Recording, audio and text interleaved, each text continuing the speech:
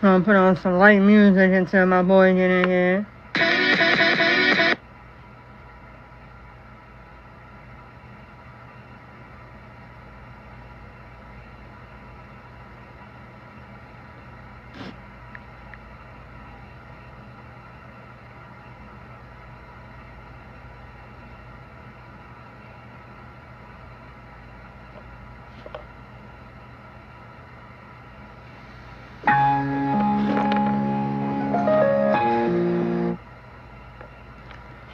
Hey, what's up with y'all? What's up with y'all today, man? We are live. We get ready for that interview with my boy right here, JPTheBarber. Let me get out the way so y'all can see that. We get ready to interview my boy JPTheBarber. It's gonna be a great conversation tonight. If you in here, make sure you hit that follow button and tune in. We get ready to talk to my boy JPTheBarber tonight.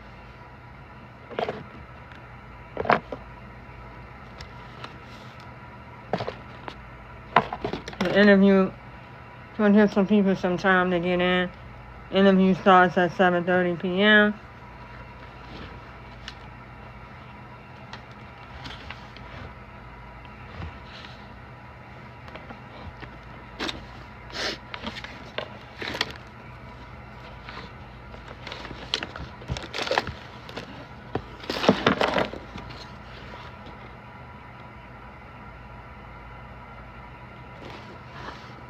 Alright, what's up? We're getting ready to interview my boy JPTheBarber tonight. Stay tuned. You know, I just want to give y'all a little background on my podcast. It's called Beyond the Fade Podcast. So our podcast is called Beyond the Fade Podcast. So our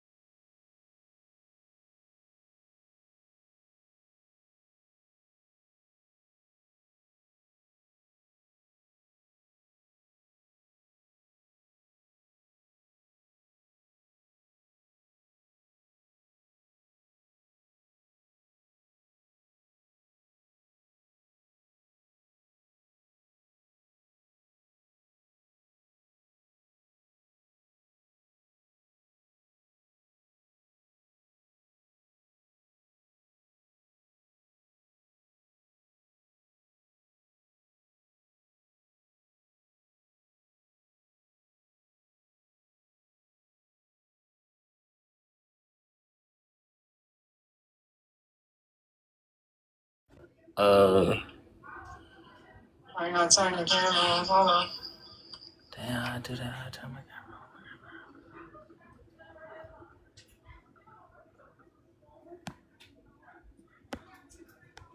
on. Boom.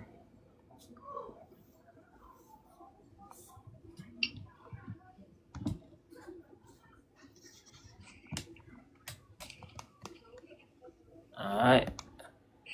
Can you see me? No, your camera not on. I thought I just turned that joint on. Oh, save. There you go. I can see you.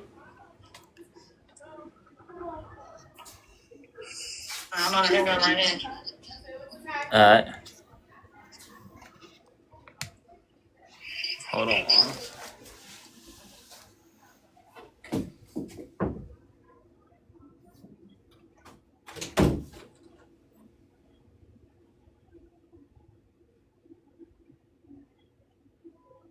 Give me 5 separate questions for a barber podcast.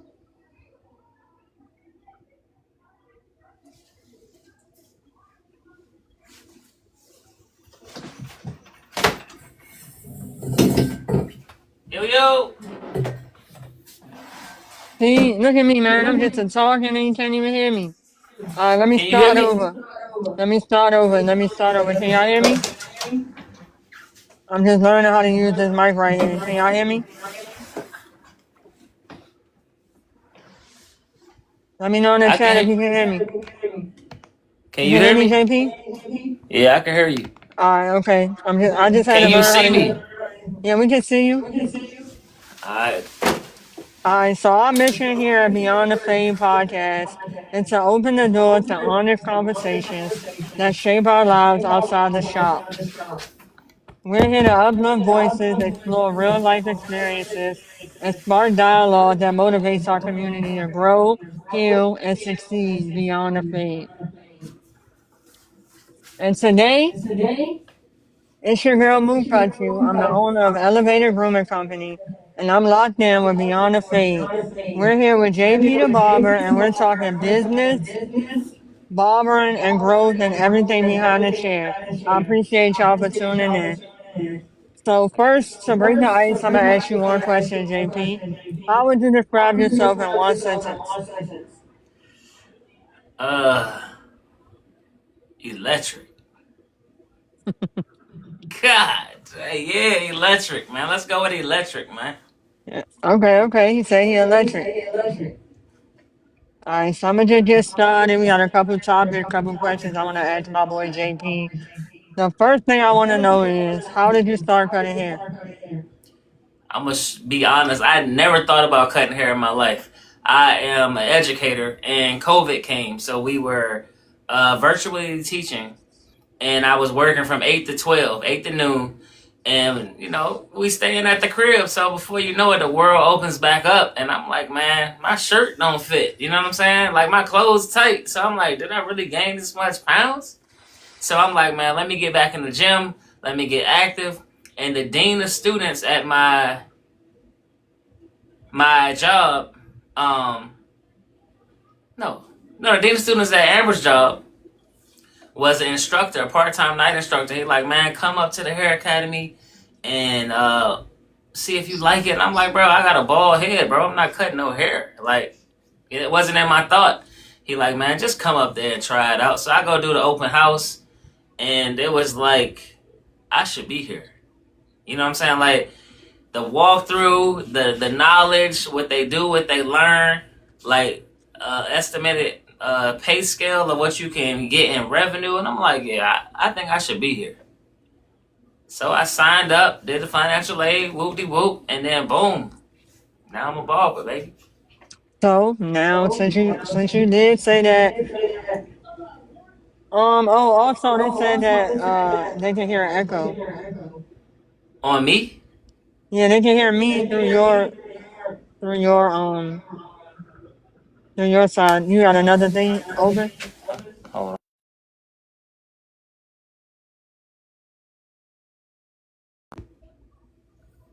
Is that Hello? better?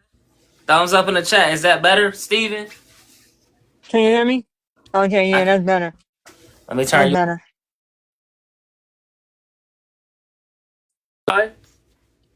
All right, so since you said that you went the barber school route, for the people that don't know, there are two ways that you can become a barber. You can do an apprenticeship program, or you can go to barber school. JP said he went the barber school route, so now I want to know, how was your barber school journey? Describe your barber school journey. It was a little rough. At times I wanted to quit, um, which is the most easiest thing to do. We had to complete 1,200 hours in the state of Maryland. I had a total of 6 instructors. Mm-hmm. only one instructor stayed, and that was the one on the home stretch towards the back end when you're labeled in the senior class. But Right. I would have instructors come and go, and I'm just like, bro, how I'm gonna learn if they keep quitting? You know what I'm saying? It's a technique on how to fade, a technique on how to shape up. Then the next person was different. It was just like, you know what I'm saying? I didn't know what to do, so I'm just like, man, y'all ain't helping us out. Y'all, come and go when you want. It was just seemed like it was unorganized until I got towards the senior class, which was like the last maybe 400 hours or something, or 300 hours. Mm-hmm. And then that's when you started to, it started to click. People that was there with you was there with you, including yourself. And we just learned how to lean on each other through all the crazy days that were there. So it was up and down, just like anything, but the adversity is what matters. So we got over the humps, and then boom. For sure. There were definitely a lot of humps on it. And in case you don't know, me and JP actually went through barber school together, so I know his journey firsthand. He knows my journey firsthand, and trust me, it was definitely a lot of bumps on that road. Crazy work. So now I noticed that you in your suite, and I want you to tell. I know the answer to the question, but I want you to let the people know. Have you worked in a barber shop before working in your suite? Absolutely. Uh, Oh, I've actually worked in two barbershops, fresh out of barber school, and then I ventured on and went to another shop, uh, which led me here. Um, would you want my intake on the barbershops? so my next question is, what is the biggest lesson you learned from working at a barber shop versus working at a suite?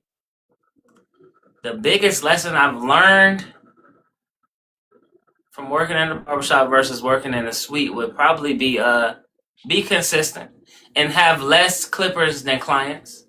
Mm-hmm. Mm-hmm. Because we We get are tied up into the hype, man, and I have more clippers than clients. And I'm just trying to figure out what works for me, what looks good, and I'm just like, I got all these tools, but I'm sitting in the shop. I'm only cutting 2 or 3 heads a day, possibly, and I'm keeping it real. And I just, it was like I was buying all these things, but I didn't have a lot of people to cut. So I'm just like, what the hell? yes, it's a yes, all them clippers. Yeah, Yes, for real. we definitely are victim of buying clippers without having our clientele up. So with that being said, how has owning a suite changed your business? Um, owning a suite it has its ups and downs, I guess, or either you can say like your negative and positive aspects. I will say negative, not to 100% degree, but there's literally not that many, or there's no walk-ins per se as versus a barbershop. You may Mm-hmm. have time where you can have a same day squeeze in because there's other stylists and all different kind of people in this building, and they may have a client that might say like, "Hey, can you shape me up? Can you give me a temp?" So that might be like a same day appointment versus a walk in, but it's been pretty much neutral. Once I was more consistent, I had to believe in myself and count on myself. And this is probably like the first time ever that I really like went hard with counting on myself. Like, man, I got this. I know what I'm doing. I just got to be more consistent, grind, and keep cutting and posting pictures, whether I like them or if I don't like them. Just what I'm saying, just being consistent. I had to bet on Right, myself. That was probably the best thing I've ever done. right, right. I agree with that. Just being consistent.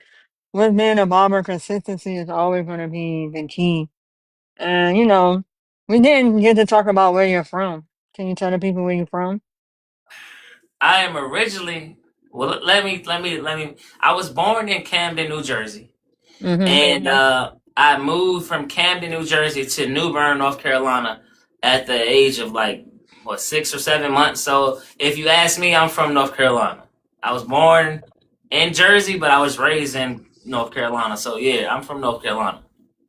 So, how do you think growing up shaped your work ethic and creativity? Do you think growing up in North Carolina helped, shape who you are today? Because I know For that sure. coming from North Carolina to moving to the DMV, that had to be like a a big difference coming from like a slow town to a more fast-paced city? Like, do you think growing up there helped you with your barbering career?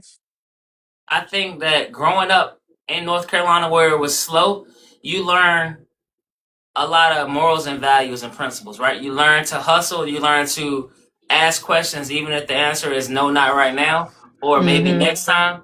And that hustle made me bring it up here to a more faster paced city. So it was kind of like A met Z and it was on after that. Like my hustle, my drive with a more populated area made me feel like, all right, it's more to offer. I can go get more. You know what I mean? Right. Somebody in the comments said he's more down to earth. I do like from a personal, because I personally know JP, I do think that Southern hospitality does give him that one up on somebody who's originally from here. Because if you don't know, like when I was visiting down south, like the first time I walk into a building, you'll have somebody just speak to you automatically versus being Mm-hmm. here from the DMV. We're not too inclined to speak off the first like like when you first see someone in the DMV, they're not gonna automatically just speak to you. So that Southern hospitality does give JP that one up because he's more inclined to just put himself out there and speak to you and not afraid to ask those questions, just like he said. Like I believe I'm a people person, but that came from speak. When you're around somebody, speak. When you walk in somebody's house, you speak. You acknowledge people. Like that came from down south. Like you can't be scared to talk to people, even if you're uncomfortable. Like you just got to do it. You know what I mean? Because Right, the old saying is like a closed mouth won't get fed. So if I ever needed something, I had to learn how to speak. If I ever wanted something, speak. Or if I'm just helping out somebody else, you just got to speak. for sure, for sure, for sure. Speaking and talking to people is definitely one of the biggest things that we do in our field. People don't understand that barbers talk a lot, A like lot. a lot. Like we listen a lot, we talk a lot, and it's just a lot that goes on with barbering. But I also want to know back to your barbershop life. What was your first barbershop experience like? Um, I think it was pretty cool. I ended up going to a shop where one of my instructors at the time owned a barbershop. And he was Mm-hmm. like, hey, I see your drive. You're the first one in class, mostly the last one to leave class. I got a spot for you when you finish, you graduate. So I'm like, okay, cool. My first experience was like, what am I doing here? Which turned into come to the front. So I'm like, what's up? He like, man, I want you to sit in this stool, get the first walk in that walk in, and do what you do. So I'm like, now I'm on this stage. Even though it's a walk in, this is like $1 million stage to me because I'm out of school. I don't have any coaches or instructors beside me. So It's I'm go hyped. time. I'm hyped and I'm scared at the same time because the last thing you want to do is what, Mook? Mess up in front You of don't want to everybody. mess up. You do You not don't want want to to mess say up in front of oops. everybody. You don't want to drop a comb. You don't want to mess up. You don't want to say oops. Like it's really go time. But once Mind I was you, comfortable, my, it was like I got the next walk in. You know what I'm no, saying? for real. Mind you, me and JP, we working at the same barbershop together around the same time. Because we Same actually time. graduated barber school together, started at the same barbershop at the same time. We're 2 out of 16 barbers. And when I say every single barber at this shop can cut, you do not want to mess up in front of those guys. I'm Man, telling it's you. like you could be the ninth or the eighth chair on one side and the first chair on the other side gonna be like, man, what you doing? You taking too long on that haircut. They'll call you out. They do, but it helps shape who we are today. Yeah, for If it sure. wasn't for if it wasn't for them, I don't think I would be the confident barber I am today because no matter what mistake I made, they called it out. And those are the type of people you really, want and need around you that's gonna call out something when they see it and they don't just call it out and they don't just message you about it, they come and tell you, they come and show you how to get it done and, Mhm. show you better ways to do it. So I really respect those people down in that barber shop. I think in the midst of it happening, when I was unsure about the next step or how to take a guideline out, they were more serious during the moment because the client is the client. After I corrected it, with the assistants, Mm-hmm. after hours, when it was calm down time, that's when the Jonin would come to like an all time high. Like, man, you was scared as hell, bro. Like, you know what I mean? So it was good and bad. Like I learned from it though. That was the best thing I did learn from it, and how to attack certain ways of how the hair may grow and stuff like that. But it was all fun. Right. It was really a good time at that barbershop. I feel like I learned a lot, but when your time is up somewhere, your time is up, but that doesn't mean that you didn't learn or you didn't grow from where you were at Yeah, for sure, for first. sure. So right now I'm still working at a barbershop and you working at a suite. Do you have any advice for barbers wanting to transition from a suite to a from a barbershop to a suite?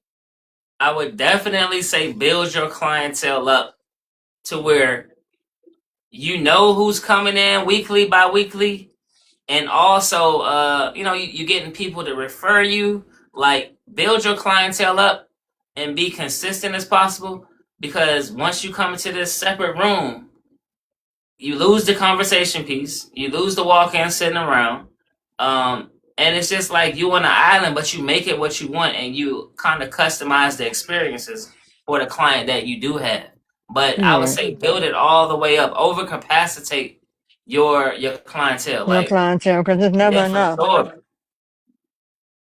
It's almost like you want people to be like, man, you booked again, and when you dead tired, you can't complain because you asked for it. You know what I'm saying? And I I feel remember that. No, go ahead, go ahead. when I would text Mook and like, man, yo, man, I only had 3 people today. She like, man, I had 4, maybe 2. So we sitting here manifesting what we want in the future. And it was like right after I first back to school. I called her on that Sunday morning. She like, yo, my feet burning. I said, man, my back is freaking hurting. You know what I'm saying? And I'm like, because we wasn't used to standing up all day because we didn't have a lot of clients. After that first back to school, it was like, all right, we put an indent in this world. They know who we are, but they ain't found us all the way yet. They heard of us, but they don't know who we are. For sure. But yeah, it Man, was a good it's time. different. It's definitely different when you not used to cutting hair like that. That feeling of standing up all day. And I was just talking to somebody the other day about living in your prayers. And that's exactly what we doing right now. Like we For sat sure. there. It was many days. It was many days. Somebody said, "Have you done a barber battle?" Are you asking, has he done a barber battle yet?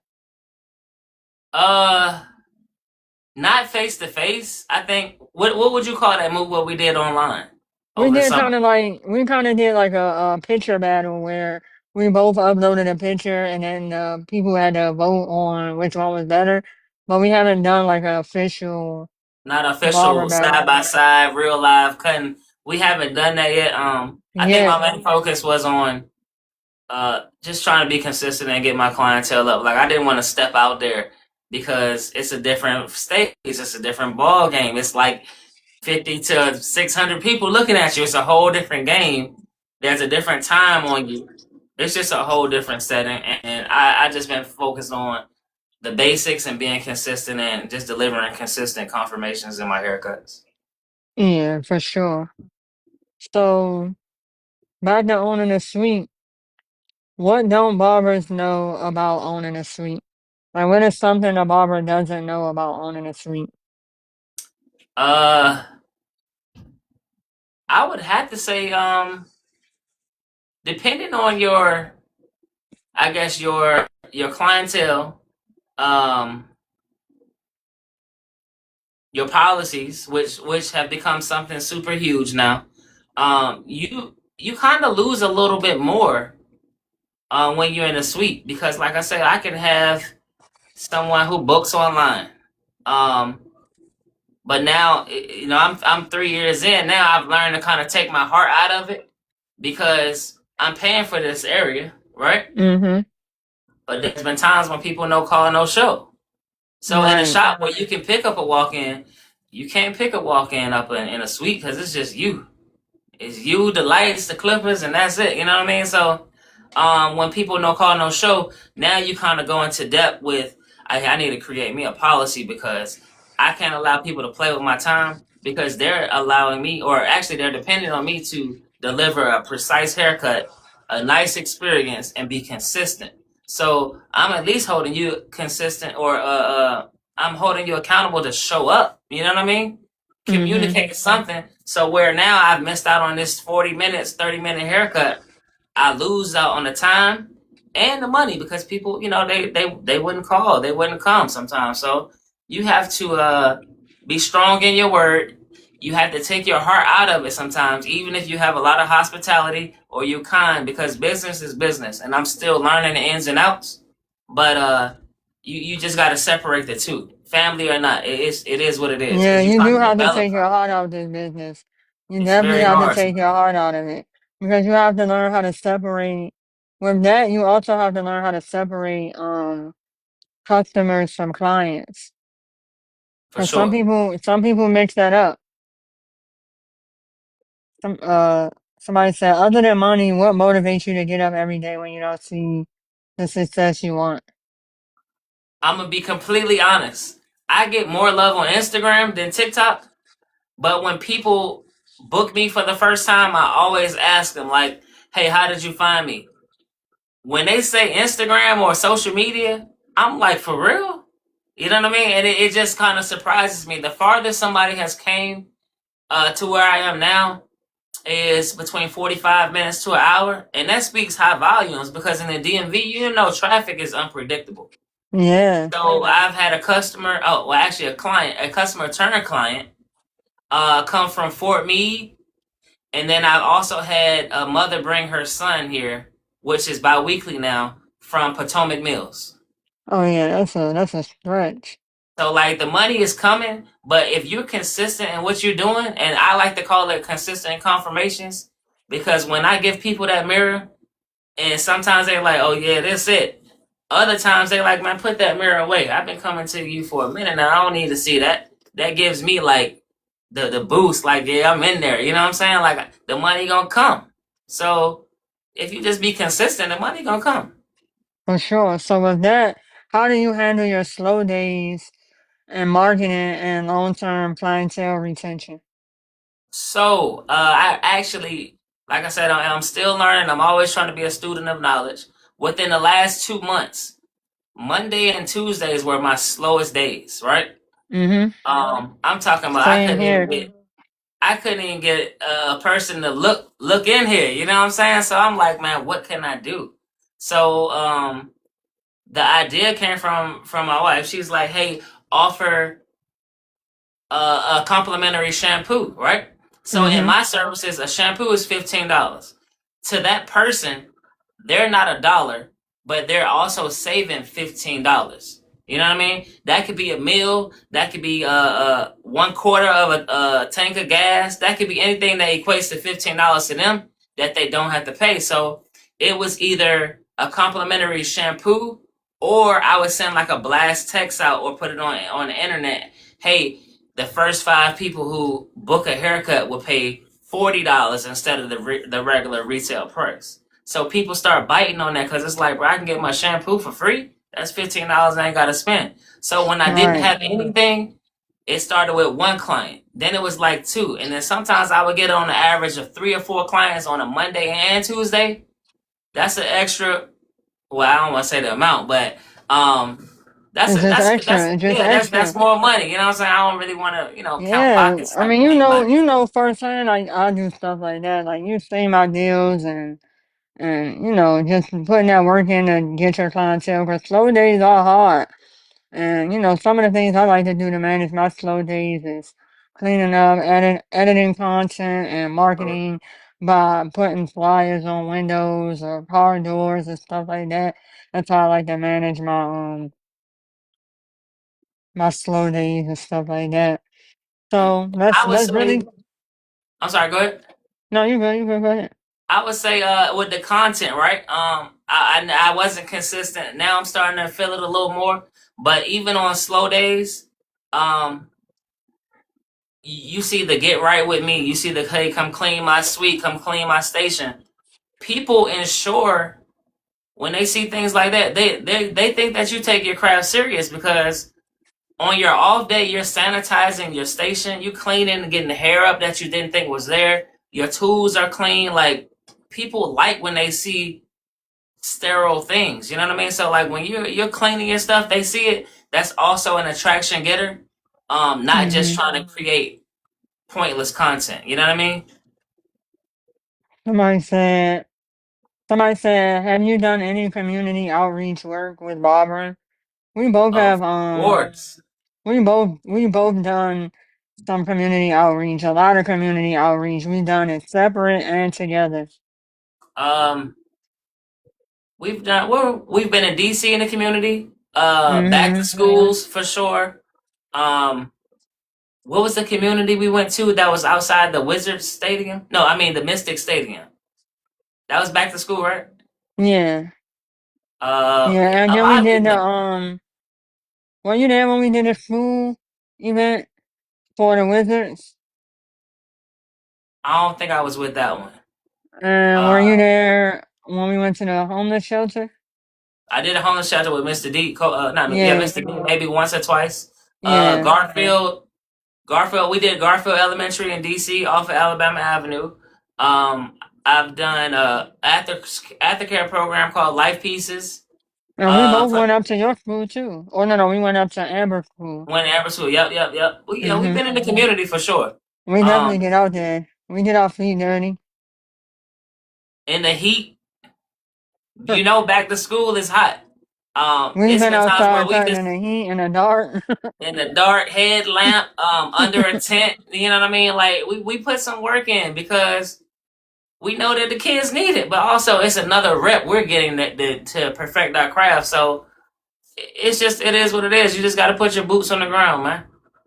Somebody said, we know that our own online presence is increasing importance. How do you handle a bad review? People gonna say what they're gonna say, whether you're doing good or bad. It's just how you respond as a person. Um, Hmm.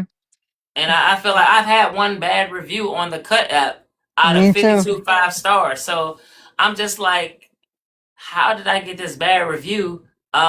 Mind you, without saying names, the person had a 6 o'clock appointment. They showed up at 7:42, expecting to get a cut, and me being the person, I said, "Hey, I'll Appreciate that. take you, but you have to be the last cut tonight because really you missed your time slot." I could have taken the heart out of it and said, "Hey, you missed your time slot, but the money is mine." You know what I mean? But like I said, you got to figure out which way you want to go with the policy. So like people gonna say what they want to say, whether you're doing good or bad. It's how you respond, which makes As, you who you are. That's what I as long would say. as I feel like if you handle a bad review with respect, there's no need to there's no need to combat disrespect with disrespect Yeah, for sure. because then you just get negative energy, even more negative energy.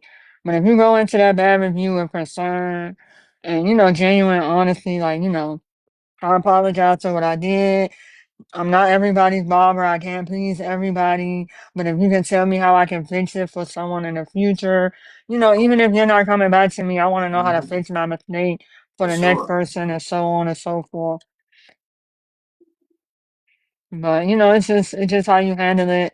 As long as you coming in with respect, those bad reviews shouldn't bother you. Yeah, But I just feel like it's how you respond, man. hmm so let's really deep dive into some barbering talk right now. I want to know what your signature haircut or style is. Like what if somebody looks on JPTheBarber's page, what can they always see? Like what haircut can they always see? What is your signature cut? What do you want to be known for? You would think, right? It it's the bald I head would and the beard think, you combo. would think, You you would would think that. definitely think. However, in today's time, I get a lot of kids, a lot of young men. They got the bush, they want the temp, and it's just like they pay a whole price, but I'm really Somebody giving said he you like a half a fade. haircut. You know what I mean? But Yeah. um, my favorite cut now. with Mm-hmm. having the knowledge, learning, and just trying to be consistent, it's probably a mid ball fade. Mid. Hold on, I'm hold on, talking hold on. mid ball fade. Like when the transition is correct, it's nothing cleaner.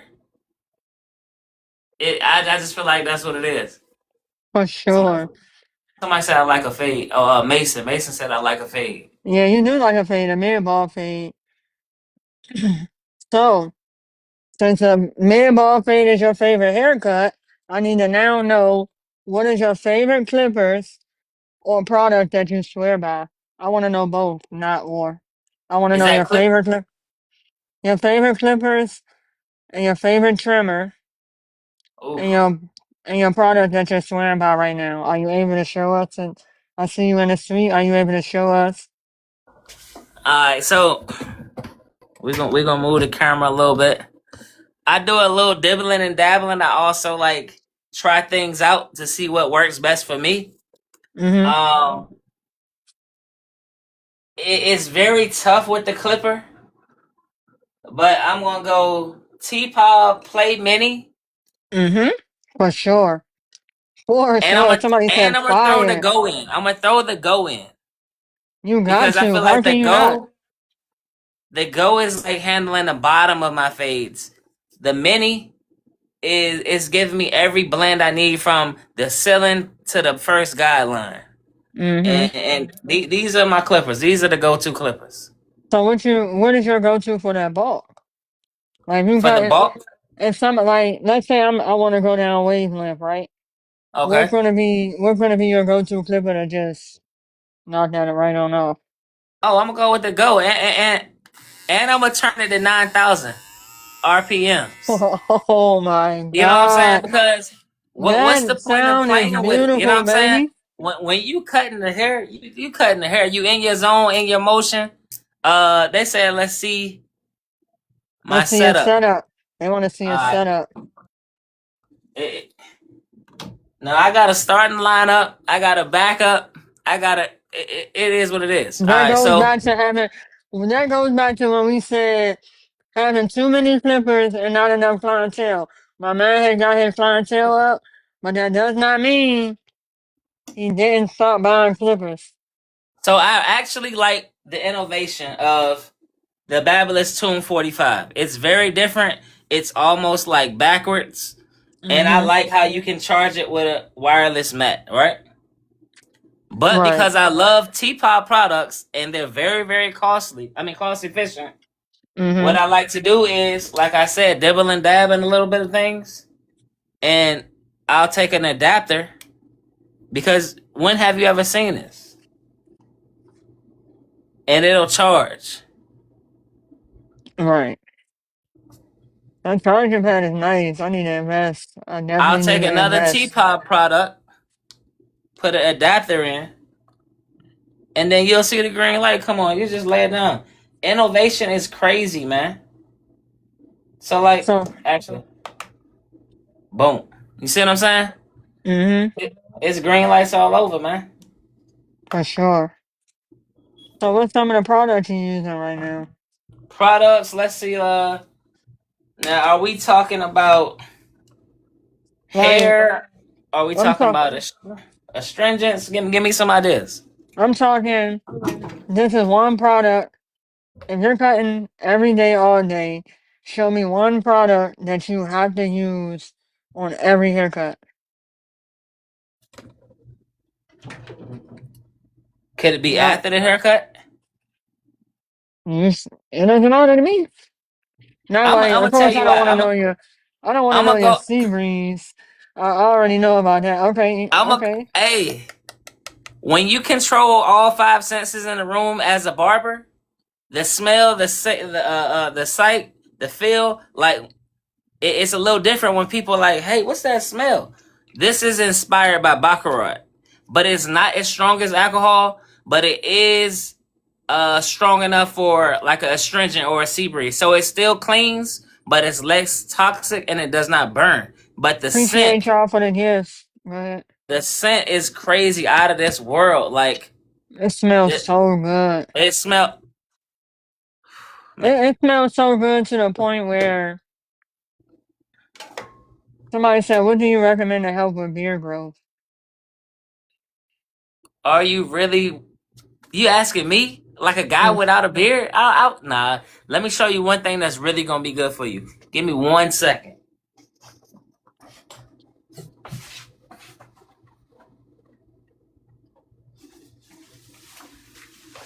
So, of course, you're gonna have to shampoo. We never wash our hair. We wash our cars. We wash our clothes. We shampoo hair. Am I right, Mook?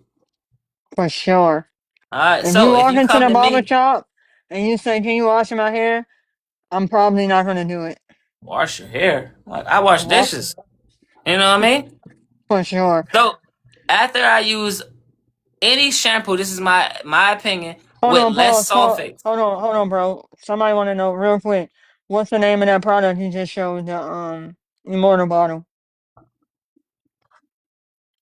Do it have a number on it? I know they go by This numbers is or number no. one, reserve number one. Okay. So that's the immortal reserve number one. Okay, you can go back to the beer product. He All said he right, got it. cool. Appreciate it, bro. No problem. Back to the beer product. So after I shampoo with a shampoo that has less sulfates, which means less alcohol, which is not going to dry your skin out, I'm gonna come in with the leave-in conditioner by JP the Mm-hmm. Barber. Right? Mm-hmm. Then I'm gonna come right back behind that with the beard oil. By who? Beard oil by JP the Barber. This is Faded Legacy's first beard oil, which shines, softens, and does not clog the pores. That's most importantly, it does not clog the pores.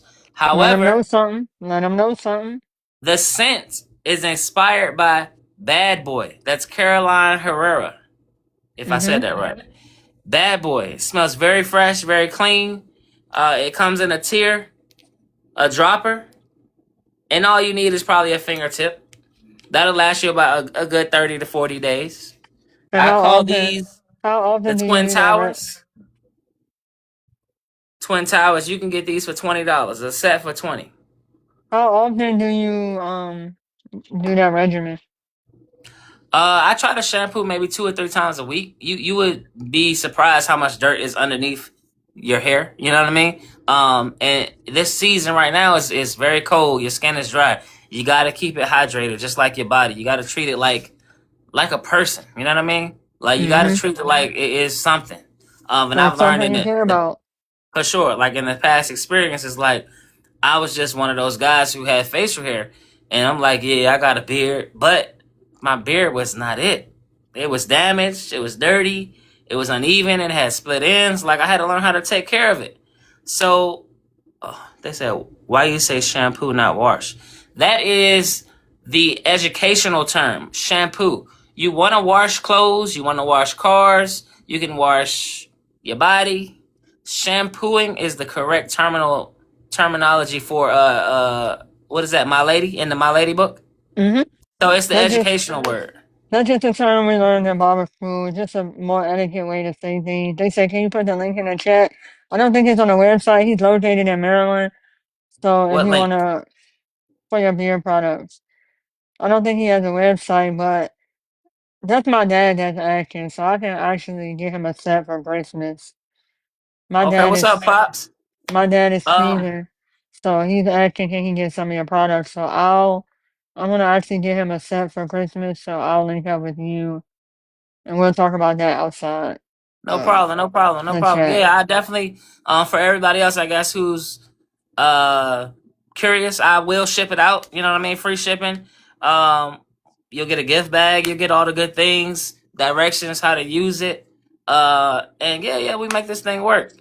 for Also, sure. in less than 30 days, we talking about 2026. I will have what's going to be called a legacy lather. That's a shampoo, dry heat Whoa! activated shampoo. Hold on! Don't tell them about that because I have a question at the end where you're Oh, okay, able, okay. you know what I'm saying, you're able to drop everything. No, hold on. Give him a second. Give him a second. Let's take it back. Yeah. Let's take it back. I want to know what is the toughest haircut. I want to know what is the toughest haircut you ever had to do. And before you, Uh, the toughest haircut I've had to do in my barber career hmm is probably the same one I love now, the mid fade, ball fade. I think the toughest haircut I ever had to do was any haircut involving straight hair. Oh, let me take that back. You might be right because we weren't really taught that like that. Mm-hmm. It was something different, same steps, but it was just like bigger guards, more patience. And Yeah, definitely, it was a little difficult. even now, at one point in my barber career, I was running away. I'm saying running No, for like a real. runaway slave away from them straight haircuts. But now when they come in, I kind of take them. The only thing about it is it takes me way longer to get it done. Oh yeah, more patience. Yeah, way longer to get it done. But I say that would be the They said, what is the Trev said, what is the hardest type of haircut to give? I mean, A bald head. people think bald heads is like super easy, but if you really, go above the basic bald head, and we talking about prepping, hot towel, lather, shaving, you really can mess up someone's skin for real. I think what makes it harder is you have to get every hair, or you're gonna see it's gonna stand out like a sore thumb. It's Like just gonna be like, very why won't this odd. hair go away? You know what I mean? You have to get every hair, so that's what makes it harder. Just going over it a lot of times and making sure that you holding that razor right so that you're not nicking the skin. Like the bald head is a very, very. It's not hard. It's just very particular. I think for me, once I let go of my arm doing the work versus my wrist, it became a little more fluent because I would try to peel it back. You know what I mean? But Hmm. that's when you start hitting the corners with the blades. It's a little nick, and them little nicks bleed for hours. It seemed like. So it was just Yeah, wrist for work. You know sure. what I mean? Once I learned how to work the wrist, no pause. Um, yeah, I know some people be tripping. Once you learn how to finesse the blade and the rotations of how things go, it is more of a glide. You know what I'm saying? Versus a shave. For sure. Somebody Keeping cut. said keep. I think he means can cutting hair on a female be more difficult than cutting man's hair?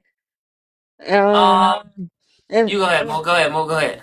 I would say personality wise, yes, because women are more um Particular, how can I put this? Their eyes like are their eyes are way more open than a man. for A man is sure. just trying to get their hair cut, look nice, go to work and make that money. A woman wants to look like that hair right here, that hair better be laid, dyed, and put to the side exactly the way that lady like it, or you're gonna have a big problem. I'm Yeah, because telling you.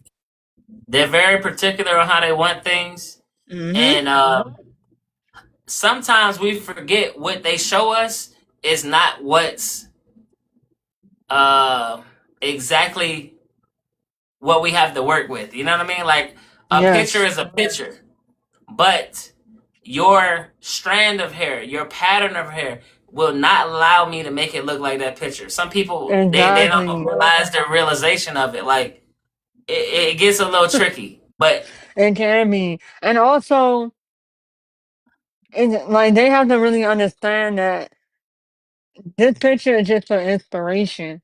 Your head shape is not the same head shape as for this sure. lady's. Your hair may not be as long as this lady that's in the picture. That's so have you ever suggested a client go bald due to a thinning hairline? Never. I would never suggest that a client go bald because that's just not my place. I feel like if you have the confidence to rock that thin hairline, I'ma line it up no matter how Yeah. thin it is. And there's so many ways you can compensate a line or a shape up that has low density hair, right? Like you got the Kiss can, you got the Kiss the dye ointment, you got fibers, you got it's so many things you can do. But if they want the lineup, you give them what they want. Now you can And you can even do suggest, hairline restoration. or if you want to go to the max, you can do the units or either with the SMP. It's so many ways to kick it, but Yeah, at the end of the day, I'm here to give the client what they want, not what I think they should have. Right. So I can't go and suggest, hey, your hairline is thin and you should go completely bald. I can suggest like, hey, have you ever thought about doing a hairline restoration? But I would never tell someone to go completely bald unless they're already thinking Sure. about it. Now, if you get in my chair and you say, hey, Moo, I'm thinning right here, you think I should go bald? I'm going to say, absolutely, go bald now because you asked me my opinion. And because you asked me my opinion, and that means that you were thinking about going bald, and I'm your friend, and I'll tell you everything that you need to hear, not everything that you want to hear. For sure, for So, sure. with that being said, I wouldn't say it to you, but if you ask me my opinion, I'm gonna tell you. I'm gonna be honest with you. Yes, if your I hairline is also right, feel I also feel like there are extra services that can help pop out that low density hairline. mm-hmm, Um, but most people, in a sense, they come to the barbershop as a walk-in or client. They want a haircut, right? Sometimes they don't want a shampoo. Sometimes they don't want the hot towel. But these are things that's also going to make your haircut last a little longer because it's clean for one. mm-hmm, Two, you know what I mean? The dirt, oils, and debris that you don't normally see. Like once we take care of that, it makes it so much easier to cut, line up, and be precise all the way across the board. right, So it's those extra small services that barbers offer that really help the client with their desired look. for sure, for sure. So with that being said, what is a barbecue every barber should master first? Uh, I'm gonna I would say say, I would say learning how to be verbal, man. Because true, if you can't talk to anybody, it almost kind of throws you off defeats the from, yeah, purpose. you know what I mean? Because you could be a walk-in and you hear how I talk to somebody else while they're in my chair or maybe on the phone or something weird, and it's like, yeah, I don't want to get in this chair. You know what I mean? I don't like how he's talking to people, or I think just learning how to be Communicate professional. properly. Yeah, being professional is like, I think that trumps cutting hair. You know what I mean? Because cutting hair is gonna get old. But when you start learning how to do things that you didn't know, And plus, you sit in a barber shop with people. Everybody in here essentially knows how to cut hair, whether it's good, whether it's bad. for We all sure, know the same skill. But what can set me aside from the 15 or 12 other barbers that I'm surrounded by is my professionalism and how I take care of myself, how I take care of my things, and how I present myself as a barber. That can put me above the people that I'm around. for sure. So I agree that communication is one skill that every barber should master first.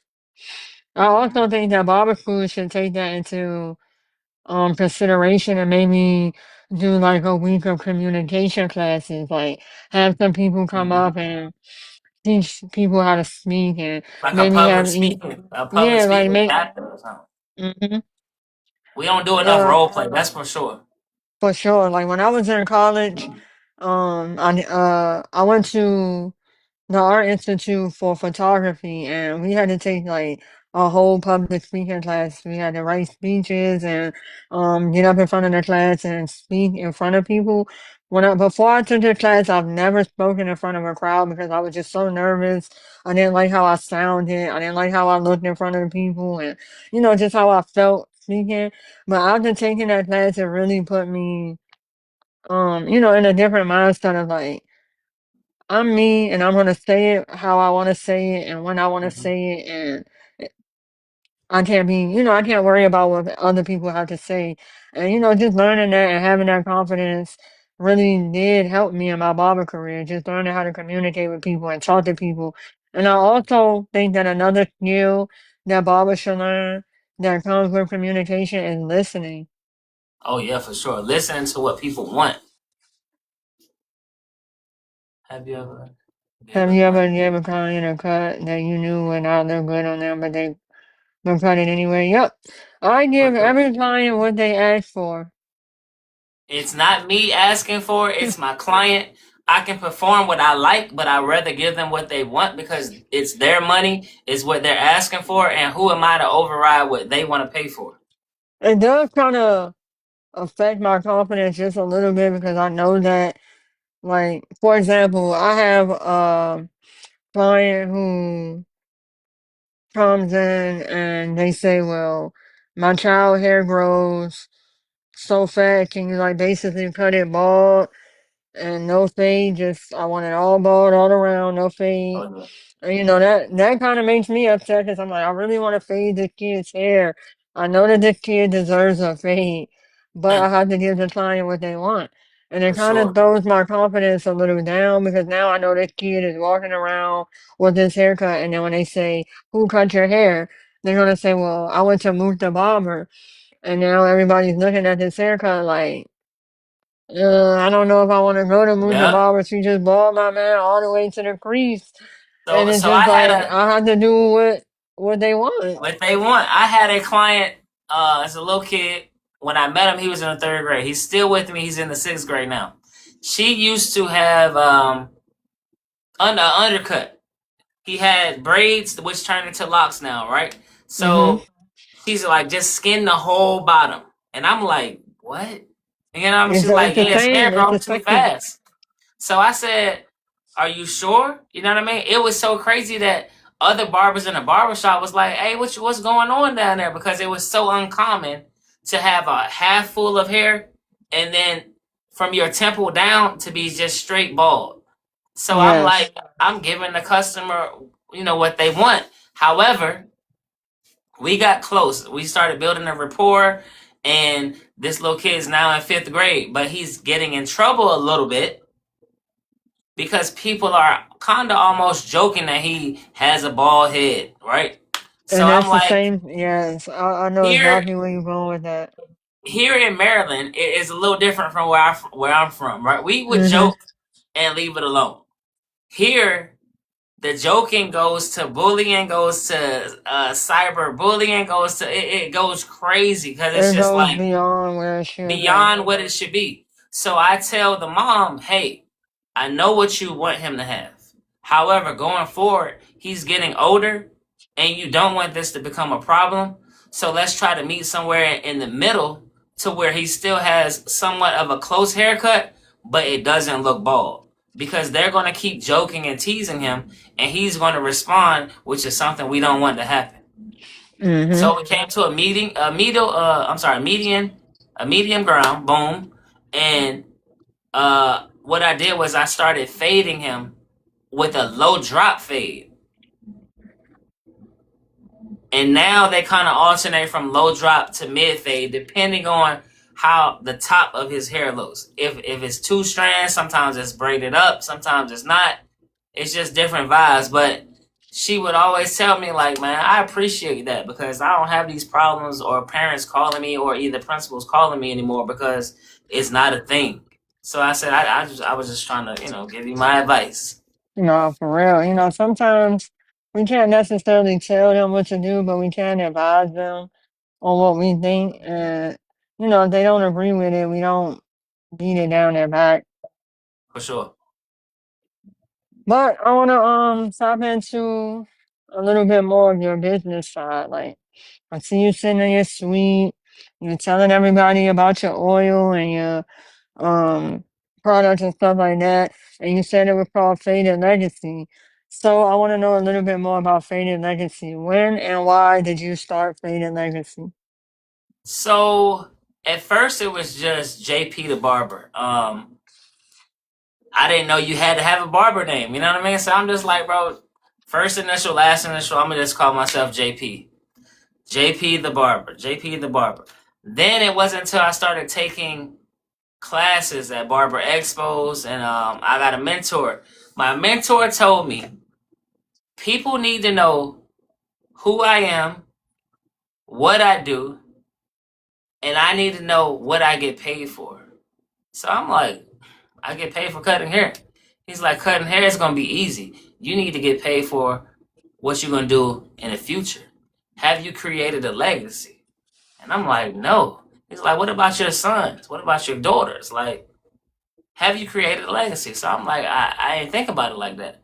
So once I learned how to really, really fade how I wanted, and I was comfortable with the same technique, I put it the fade and legacy, and it came together as faded legacy. That's crazy. I was just about to ask you what's the meaning behind your name. It was my favorite haircut that I learned how to do, and a way of what I'm trying to do is create a legacy for my kids for the future. And For that's how I sure. came up with Faded Legacy. But it's still Faded Legacy by JP the Barber. Yep, yep. And what do you think separates your brand? What do you think separates you, Faded Legacy, JP the Barber, from everybody else? I think it's unique in its own way. It doesn't look super flashy, but it does look professional enough to be noticed. Um, Mm-hmm.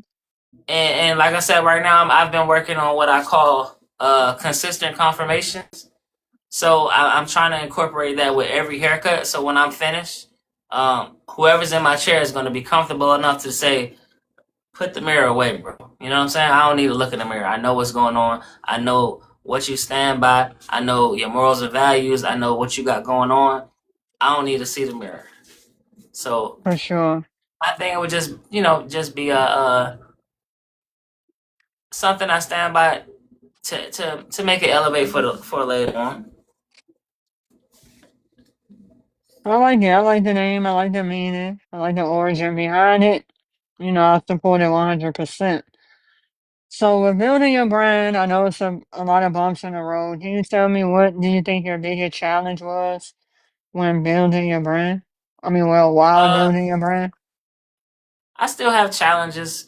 It's more so of a way of connecting to the people to where I can probably make money when I'm asleep. Mm-hmm.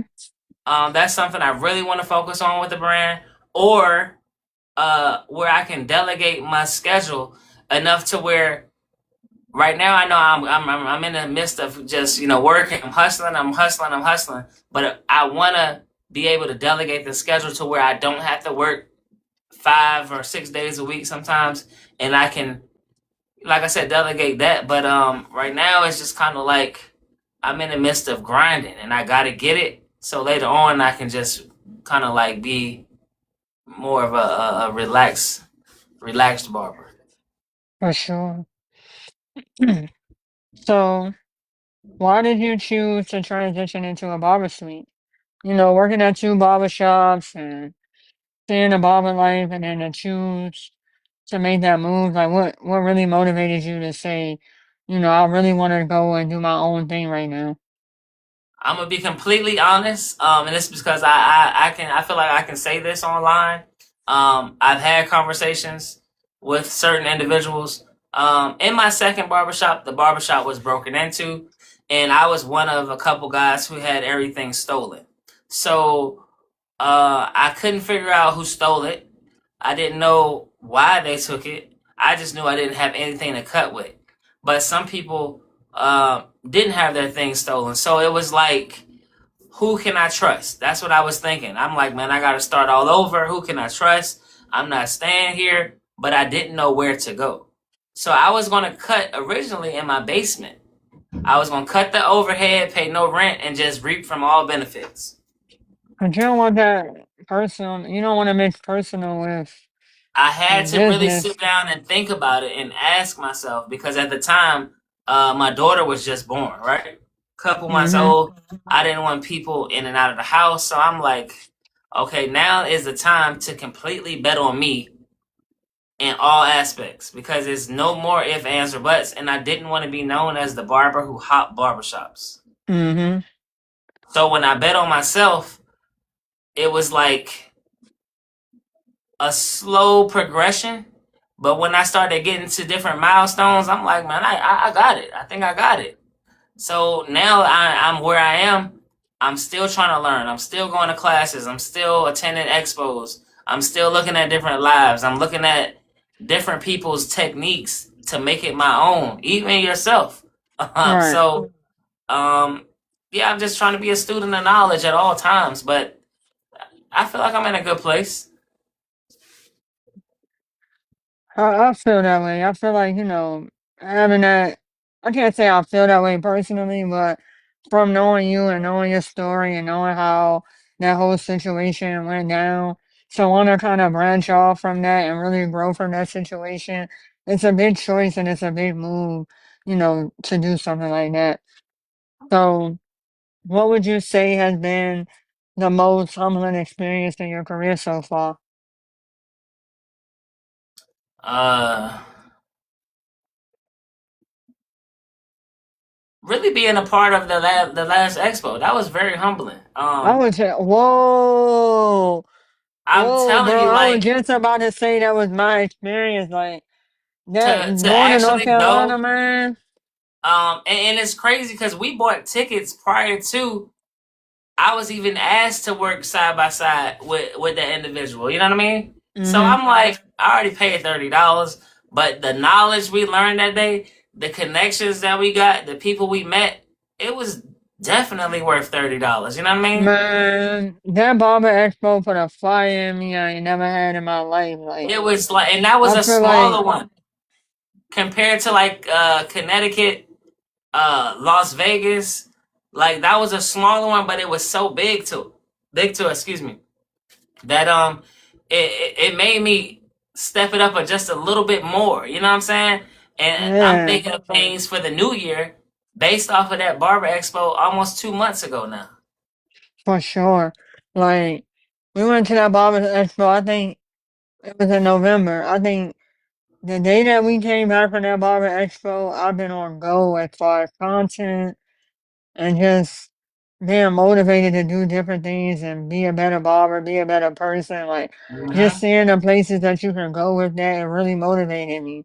It motivated me to the point that next year, 2026, you Oh will my God. see, you will see Musa Barber in that female barber competition. So stay tuned for that. Like, that was definitely a humbling experience. Like, it was just a good feeling to the point you just, no words can explain it. I No mean, we words was can side explain by it. side people that we didn't even know hyping them up. Mook. It was so like Crazy, like, it was and crazy. then the The love, environment was crazy. The music was crazy. The MC was crazy. The barbers were crazy. The models in their chairs, crazy. Like it was just electric, man. It was just like entertainment man, all over. the love they were showing us is just, it was just unmatched. It was Like you crazy. ain't gonna get that love nowhere else. Well, I haven't got that love nowhere else. It Um, was it was fun though. I ain't gonna lie, it was fun. so, okay, I said, what was your most humbling experience? Man, that North Carolina barber show is crazy. So, I want to dig a little bit into your social media life. Matter of fact, I wanna stand corrected. I don't wanna make any false numbers. So give me a second on that. My boy JP the Barber has 10.7K followers on Instagram. I want to know, how do you feel you built your online presence?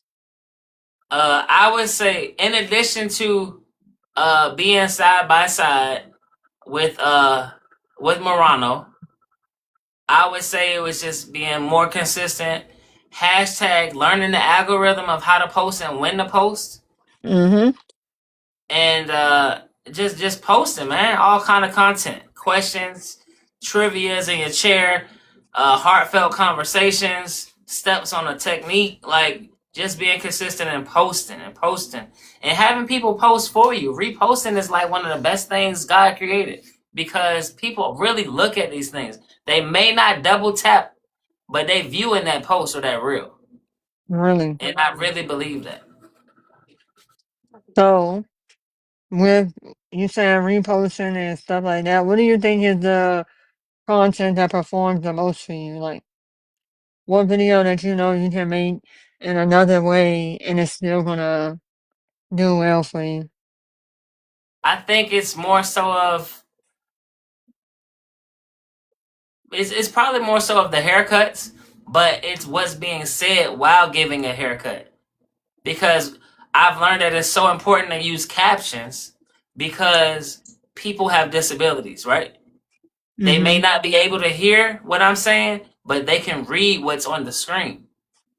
So I think the engagements and whatever is customized through that experience at the time is probably what sets me not aside, because a lot of people do the same thing, but I may say something differently, or I may do something a tad bit different that might catch another person's eye, or either the Right. will to inbox me. You know what I mean?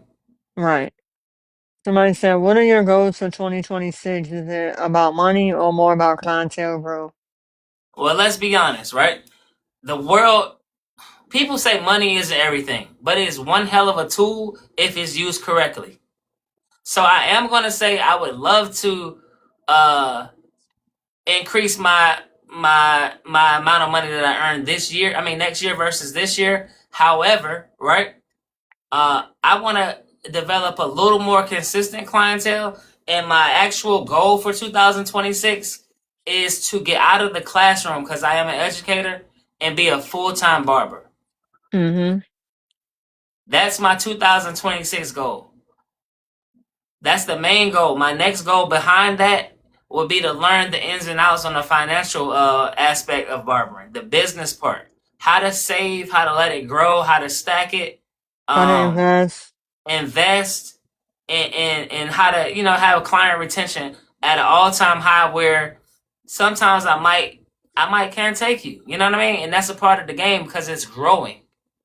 Somebody said, "I do appreciate you being an educator." I appreciate that too. I don't like to hear that he wants to leave the classroom to become a full-time barber, but I understand the dream and I understand their goals and I understand the ambition. But I do feel like we need more men like him in the classroom. So maybe he can do a little bit of both. Maybe he'll become a barber teacher.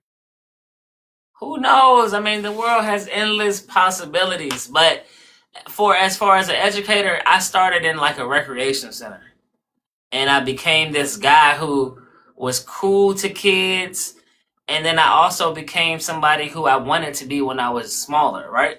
I wanted to be Mhm. the guy I didn't have, which was like a father. I wanted to be like the person people depended on, who could, they could count on me. They could, have respect for me, ask me for advice. Like I wanted to be a clean, positive guy. So as I got into the rec center, it ventured out to, actually, I became a janitor in the school. People don't know that. When I first moved Oh to no, no, DC, I became a was you janitor. doing that? You was doing that when you first did barbecue, right? No, when I first moved here, I became a janitor, and I think within 6 or 7 months, uh, principal called me in the office, and it was one of those, "Please come to my office," and I'm like, "What did I do?" You know what I'm saying? The principal tells me, "You do an amazing job at sanitizing the classrooms and the areas that you have." Somebody said, Tell "Tell officer. Officer Gray I said hello." Oh, okay, okay, okay. That's Yeah, my she working my dad. That's school. my dad. She does. Oh So he yeah, talking about yeah, my yeah, sis. yeah, yeah. Yeah. So what was I saying? Oh, so the principal calls me in the office. She's like, "You do an amazing job at keeping the classroom and the hallways clean. But I want to offer you an assistant job in the classroom." And I'm like, "Working with kids?" She said, "Yeah, working with kids, our scholars." And I said, "Why would you ask me to do that?" She said she's seen the engagements I have in the hallway and at the playground while doing my job. It meant no reason for me to be a janitor. It meant all reasons for me to be in the classroom. And I said, "Are you sure about this?" So I tried out, and it was almost like a gift. And then boom, I'm just like, "Okay, I'll do it." You know what I mean? But being a custodian for me was because I didn't have to have Yes. anybody watching over me. Um, I could work in my area by myself. You know what I mean? I was by myself. I had my headphones. I'm chilling. I didn't have to do lesson plans. I didn't have to go to recess duty. I didn't have to do all these things because I was working by myself. But that was the thing that was needed. I needed to be able to help somebody else because I didn't have that kind of help when I was growing up in Right. certain. Somebody said I teach it. No, I'm actually in DC, DC public schools. So I'm in Northeast DC. So because you say you didn't have anybody who showed you the way and you wanted to be there for someone else. I want to know what drives you today, like what motivates you today. It would probably be my deceased stepfather. Mhm. I didn't meet my biological father till I was 23. Mhm. My stepfather passed away when I was in the 6th grade. So like, dude was everywhere. At work 9 to 5. At my grandparents' house, cutting the grass. Still making dinner at the crib. Like he was everywhere. And I wanted to be him. He was like, let me make sure I say this right. He was 41. Right? So that's in 3 more years I'll be his same exact age. So he And was your son, 41. and your He son will ended be the up same having age. he was diagnosed with prostate cancer and passed away. So now Mhm. I'm like a kid. My biological father doesn't know me. My stepfather, who was there for me within the last 4 years, helped me. Like I don't have anybody now. You know what I'm saying? So now I'm like, as an adult, I'm gonna be my stepfather. You know, Right. I'm gonna make him smile while he in heaven. You know what I'm saying? That's what I want to be. So that's why I try to take everything I learned from him and make it my own, but also to help others and do the right thing. For sure. So, because you wanted to be your stepfather and you saw, what he did for you, what what kind of lessons do you want your kids to learn from your journey? Number one would be integrity. Always doing the right thing when nobody's looking. Mhm. That always do the right thing no matter what, because in reality somebody is always watching you. You know what I mean? Right. Um, and it could even go all the way down to an animal. A dog will know your actions. You know what I mean? Like Mhm. so will a little boy or girl. So integrity, doing the right thing when nobody is looking, that's probably the best thing. Making the best decision. Asking yourself in the moment, would my mother or father be proud of me if I did this right here? You know what I'm saying? Would I get in trouble? Would I have consequences? Or is this a positive thing? Right. You know, I don't have any kids, but I'm gonna answer the question for my future children. What is one of the biggest lessons that I want my future kids to learn from my journey is to never give up. For Um, sure. It's so and some easy of to you, quit. yeah, and it's just like, as some of you may know, I do have a disability that it doesn't hinder me from anything that I do in my normal life, but it has caused me to have to work twice as hard as the next person. So I kind of want my children to know that no matter what life throws at you, because it wasn't my choice to, be disabled. It wasn't something that I asked for when I woke up, when I was born. It was something that was given to me, something that was thrown at me, and something I had to learn to live with. So I want my Mhm. kids to always know, no matter what life throws at you, to never give up, because there will be challenges. There will be, even for people without disabilities. There's always a challenge in the world. But I just want my kids to see that, I wake up every morning and I choose me and I choose to keep going and I choose to keep fighting. For sure. Somebody said, I like to call it a different ability. You're still able to do it, but in a different way. I like that. For I like that. sure. I need that on a t-shirt. I definitely need that on a t-shirt, Mason. A different You ability. know, it's definitely a different ability. You can do it, but in a different way. And that's what I want my kids and, just people around me to see that no matter what, just keep going. I've always said once we got closer, move. Use your disability as an advantage. You can do things people can't do that don't have a disability. So when people ask you, dang, how did you do that?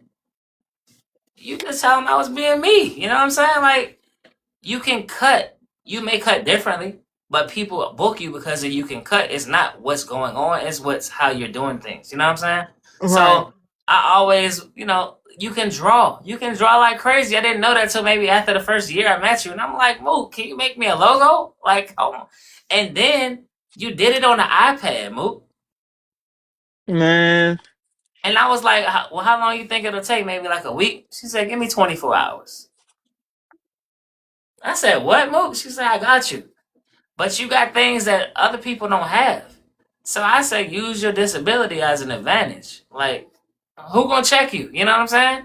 Right, right. And that's just something I had to learn going through life, you know.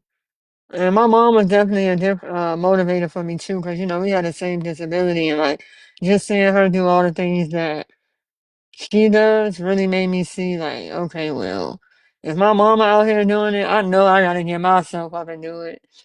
What pushes you guys to be persistent in the shop, like y'all first years of experience? What pushed me was seeing everybody around me around the clock working. I mean, there were barbers in the shop who never sat down, and I'm sitting down for hours, and that pushed me. I'm like, no, you know what? I gotta get outside. I gotta put my work in. I gotta hand out these flyers. Like, I gotta let them know Mook is in here. You Yeah, know. for sure. So that's what. So Himothy says, what pushes what you pushes you guys? guys to be consistent in the shop? Like y'all first years of experience. The first year was just it was a jacked up roller coaster. It was a waiting game. It was learning how to be patient, but also learning how to go get it. So it was Mm-hmm. like up and down. And and Like it was like crazy. It can I really make you or break you as a person. just sitting there with nobody coming in your chair, and then like being a woman, being a female barber is definitely way harder. I got men that coming in this shop, For sure. and they looking, and they going to the next person, and they skipping over me because I'm a woman, and they looking past me. So, you know, being a woman and being a barber is definitely hard. So I feel like I definitely had to get out there and let them know who I am and let them know I'm not backing down. I want to cut hair. This is something that I love to do and I'm going to get it done. And For just sure. staying down, being patient. I always tell people barbering is everything that you give it. So if you sitting there and you give a barbering nothing, barbering is not going to give you anything. But if you give your all to this, everything that you put in, you're going to get it back. Oh yeah. Yeah, It's absolutely. I feel like expecting so much in so little time has took it over for me. So I appreciate coming from Yeah, for sure. Like you can't expect a lot in your first year. In no my no first no year, when I first walked into the barber shop, I'm a shout this guy out. His name is Earl the Barber. When I first walked into the barber shop, he looked at me. He said, "You know, I see your work, and you know you're really good. And I think you're gonna make it. I think you're gonna do well. But I'm telling you, as a barber who's been doing this for a while, it's gonna take you about a year to 2 years to see any change in your clientele. And if that mm. man was not right, I don't know what it is. It means I'm, that I'm like two I, years. I gotta sit here for two Almost years. I got that's almost bills, 700. Like how many days is that? Like what? 2 years? man. 2 years. I got bills to pay. I got things I need to do. I need to eat. But For sure. you just Yep. gotta stay down. You gotta really, really, like Mr. Pocket said, you gotta see it through. Is that it? Oh, that's AJ up there. Shout Shout out to out to Mr. AJ, man. Pocket. Mr. Pocket is also one of our brothers who was down and dirty with us in the barber school. For He sure. he he graduated with us too. But you know, you definitely gotta see it through. And Mr. Pocket, I need you to be on a podcast. I need an episode with Mr. Pocket. I need to lock that in ASAP. Um but definitely, you know, stand down and always willing to learn. I was cutting with a guy who in my barber class who couldn't take constructive constructive criticism. Oh, yep. I know exactly who you talking about. I was And cutting with her. it's crazy. The guy had endless drive. He had the willpower. You know what I'm saying? He was cool. He was ready, but he just could not listen. And I'm like, bro, you just gotta relax. Listen, bro. Listen. Take what you get out of it and make it your own. And he just For could not sure. take it. He couldn't do it. And I feel like that's another thing I want to tell like new barbers. You gotta be able to listen. I come on live and I cut hair all day long on live. So if you know me from TikTok and you see me on live, I'm on live and I'm showing y'all my raw haircuts. I'm showing y'all every step that I'm doing. And then I have barbers who've been cutting for 22 years, barbers who only been cutting for 2 months. They may see something that I can't see. And when y'all get in my live comments, y'all may think that y'all are throwing me off my game, but really y'all helping me out by telling me like, hey, that side over there is looking a little bit like this, or you might want to do this and that. I've always been a understander of constructive criticism, because if I'm not listening to learn, I will never get better. I will never get better if you don't listen to learn. So being able to say, so what y'all prefer, the barber school route or the barber apprentice route? I prefer the barber school route because you're gonna learn techniques. You're gonna learn sanitation. You're gonna learn terminology, and if it's done right, you're gonna learn how to communicate and check people. Not in a bad way, but you're gonna learn how to check the room and see what people want. You know what I mean? I would prefer barber school. The apprentice, Me, you're working with a one person. You know what I mean? And there's ways around that, but I would prefer barber school. I'm gonna go with the apprenticeship route. Even For though I didn't real? take it personally, I'm gonna go with that route because I feel like with the right apprenticeship, I'm not just saying that because I'm a master barber and I can go out here and start my own, start doing that. I'm saying it because I wish I would have went that route because I'm a hands-on learner. Okay. I feel like I didn't get a lot of hands-on learning until I was in the Sure. barbershop. True. Like when I went to the barbershop, I had several instructors working in my barbershop so that I could go to them and ask them questions and they would help me right on the spot and stuff like that. And like just being one on one with that person, knowing that I'm talking to them and they're talking to me and they're not just here for a check. You know what I mean? I feel like not all of the teachers there were there for just the money, but a lot of them were there just for the check and they weren't teaching. That's how we didn't end up learning a lot of the things that we should have learned. For sure. So I feel like if I would have went that, it takes you a little bit longer, but slow and steady wins the race. So I feel like if I would have went that barber shop apprentice route, I could have learned just a little bit more than I did at barber school because I'm hands on. I'm seeing it every day. I'm actually in the barber shop. I'm seeing how things are going. But I do feel I wish there was a way you can combine it truly. Oh, yeah. Because I do feel like without the barber school I wouldn't have the book knowledge that I have now. Because I know that when you go into the apprenticeship they're not really too heavy on the book. Yeah, for sure. But I definitely wish that I could, if there was a perfect way to combine it with like you could go to school only for the book and then go barbershop for apprentice. You get what I'm saying? Like I Yeah. go here Monday through Wednesday. I go and I do book work. Thursday, those are slow days in the Yeah. barbershop. Thursday through Sunday, I'm in the barbershop. I'm learning. I'm seeing how you're Frank. doing it. I'm doing what I need to do to learn, and I'm here. I'm first hand with it. So I definitely wish there was a way. Maybe me and JP would come up with that. Oh no. Is that You never, Cuddy? never know. Yeah, that's Cuddy. Shout out to King Cuddy, y'all. This is my Cuddy boss. If says y'all didn't know, barber I work. school, but definitely can see why apprenticeship as well for some. True. I mean, it's whatever floats your boat. You can go either way. There's no wrong way. Yeah, for sure. I definitely agree with that though. Um, I want to take it back to your kids. Let's take it back to the kids. What has being a girl dad taught you? Patience. Uh, More patience. Do we have any girl dads in the chat? Shout out to all the Girl, girl dads. if you got girls, Put a give pink us a heart. thumbs up. Give us a Uh, thumbs up or a heart. Yeah, heart. Let's go with the heart. If you got a girl, if you Yeah, if got you a got a daughter, girl, put a pink heart in the chat. I know dealing with girls can be a little bit tough though.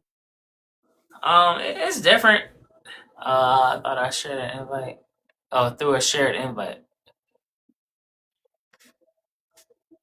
I think you're joining in a lot. Okay, somebody shared it though, so that's cool too. So But oh yeah, I see. Oh yeah, yeah. Oh, Cuddy got a daughter. mhm. A new daughter or older daughter? How old is your daughter, bro? You didn't know Cuddy had a daughter, bro? Come on, bro. I'm dead serious, bro. Cut it. Ever since I know him, he always worked. I didn't know he had a daughter. Yeah, he actually Cuddy is a very mysterious man. If y'all didn't know, like you may not know, she's 11, Oh wow, right? That's how. dang. But So that's what, sixth grade, sixth grade or yeah, seventh grade, one of those. Dang, yeah, I I got a 13-year-old daughter, man. She's in the eighth grade. I aspire to be like Cuddy. It's like you don't really know too much about him. You just know he's a good guy, And he pop out and he like, dang, you do that too? right? He's a man of many words, little words, but many talents. That's crazy. I didn't even know he had a daughter. He only got one child. You only got one kid, bro. If I'm not mistaken, unless he got some kids we don't know about. You ain't out here playing spades, are you? You ain't got no possibles. He said, So he I appreciate. said, he said, one and done, one and done. Oh yeah, yeah, for sure. I can dig it. So you said, man or girl that has taught you patience. So how has your son impacted your life slash barber career? Like, how has he helped you? Has he? I know he helped.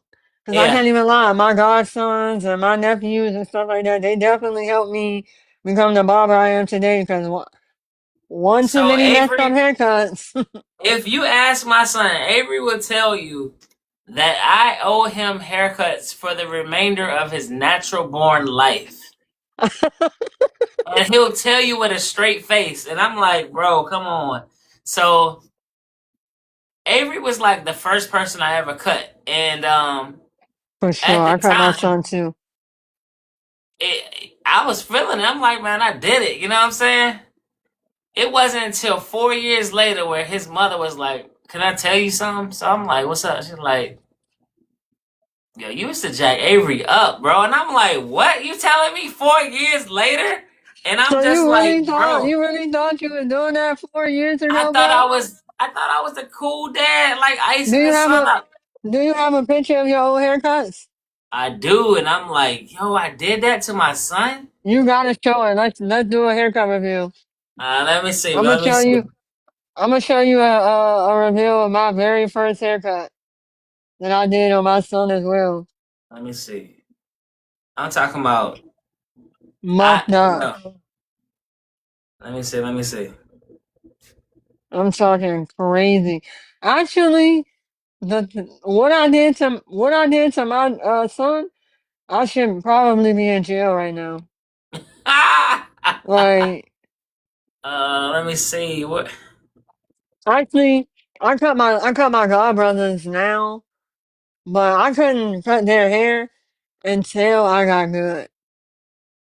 My godmother was like, "You will not be new chop city in my kids." I'm trying to find. I got so many pictures. It's crazy.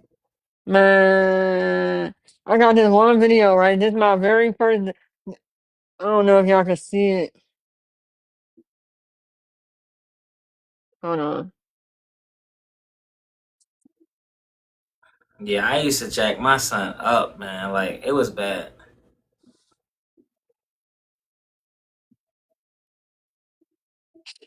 Actually, bro, I'm gonna put mine on the screen.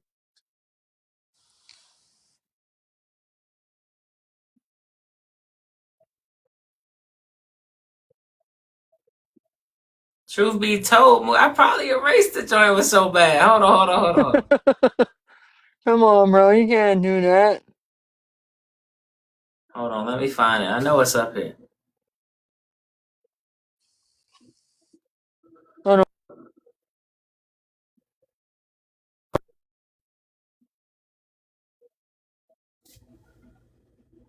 Oh man, where? Oh, here you go. Hey Mook, this is attempted murder. Dang, yo, what was I doing?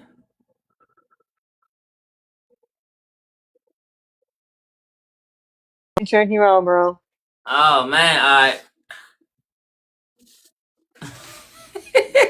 So look, this is the front shape up. Come in a little closer, bro. Okay, yeah. That's actually not bad though. No, Mo, Okay, look though. Look at the that. fade, the fade isn't that faded though. I'm not Look, even gonna lie.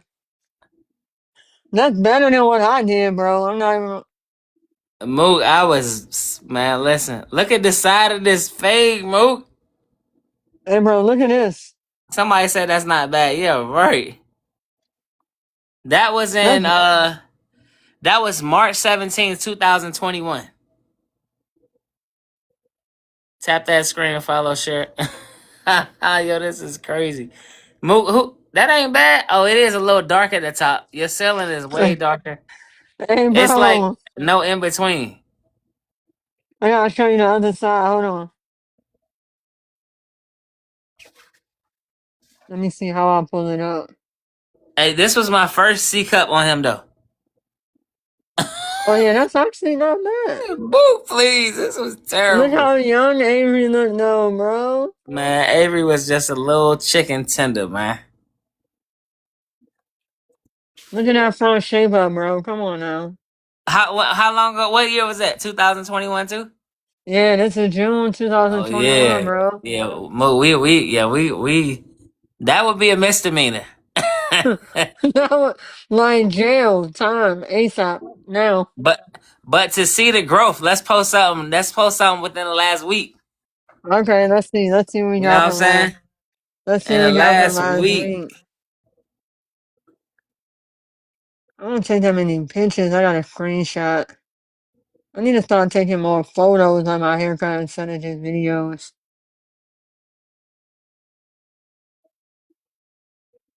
Here, I got a photo. That growth is crazy, bro. Crazy. The growth is crazy. And if you stay down with the journey, we're not gonna laugh you out, Mason. He Nah, said, I can't wait. I can't wait to show y'all my first cut so y'all can slap. Nah, we ain't gonna laugh you out. We gonna tell you about yourself, but we ain't gonna For laugh you sure. out. We This ain't was gonna laugh another you. one. I actually got like 2,000 likes on this joint. That growth is crazy. Coming from where we at and seeing where we are now, it's amazing to see Man, the off the journey. chain. Hold on, let me get my charger. Oh snap. I'm gonna go back. Hold on, I'm gonna go back to the original background. 1 second, chat. Alright,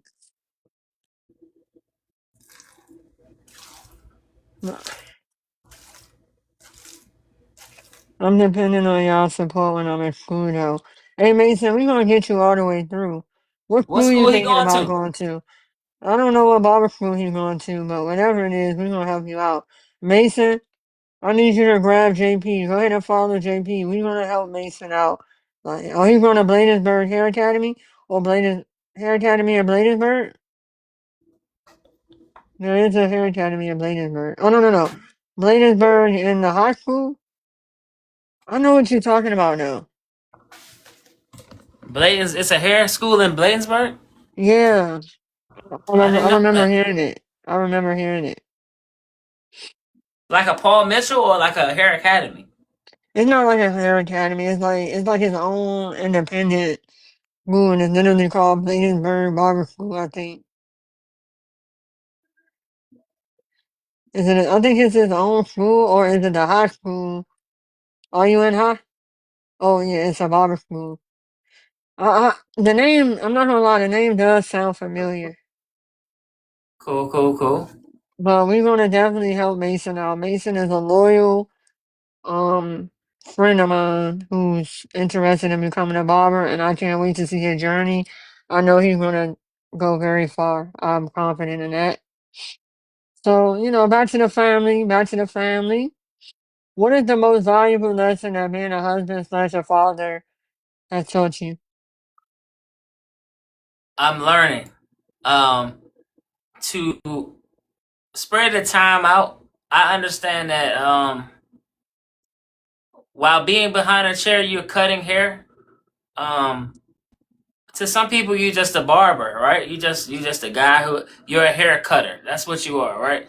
But being Mm-hmm. behind a chair is so much more. So while I'm earning uh finances and stuff. Like I also have to learn how to delegate my work life balance. Mhm. But I just know that it's a physical labor job. You have to get behind the chair to put in the work to get where you want to be later on. So it's just hard to kind of like delegate sometimes and split the time and miss a certain function, or you know what I mean, because you got to make sacrifices weekly, almost sometimes daily. But you just got to figure out how to do it, and it's not gonna happen overnight. Right. Definitely. So with that being said, what do you think one of the hardest moments you had to push through? I'm talking life, barbering. I'm talking just in general. Like, what is one of the hardest moments that JP the barber has had to push through? Uh, I would say it's something that's happening right now in my current life. Mhm. I have three kids, but I have one son. Being a father does not come with a manual, any kind of cheat code, cheat book. You don't always have the answers. And being your own critic, sometimes you can feel like a failure, right? Appreciate you. Mhm. I'm trying to learn how to give myself grace on things that I don't know, that I have to learn for my kids, because sometimes I don't have the answer. And it's okay now that I know. But I think the most thing, or I guess the strongest aspect, is to learn how to give myself grace. Um, Mhm. because I'm still learning on the go. It's people that are, that's twice my age who don't know everything. You know what I mean? So I'm trying to learn how to give myself some grace. Right. Definitely giving grace. I think that, with barbering, you do make a lot of sacrifices. You sacrifice your time. You sacrifice your energy. Somebody said, "How old are you, JP?" If you don't mind sharing. I am, make sure ain't nobody around. Nah, I'm 38, man. 38. 38. And a lot of people talk about when I was first. Let's talk about age real quick. So he's 38. I'm 29, right? And said Mason said I'm 39. Okay, Mason, 39 in the building. I feel like when I was first starting off at barbering, I did I like to call it an internship when I worked at Sonny's Barbershop. Mm-hmm. And when I first came in there, like I was so excited about working there. I came there, my mom helped me set up a binder. She printed out pictures of like all of my work that I had done at barber school. And I come here like I'm treating this like a real job interview.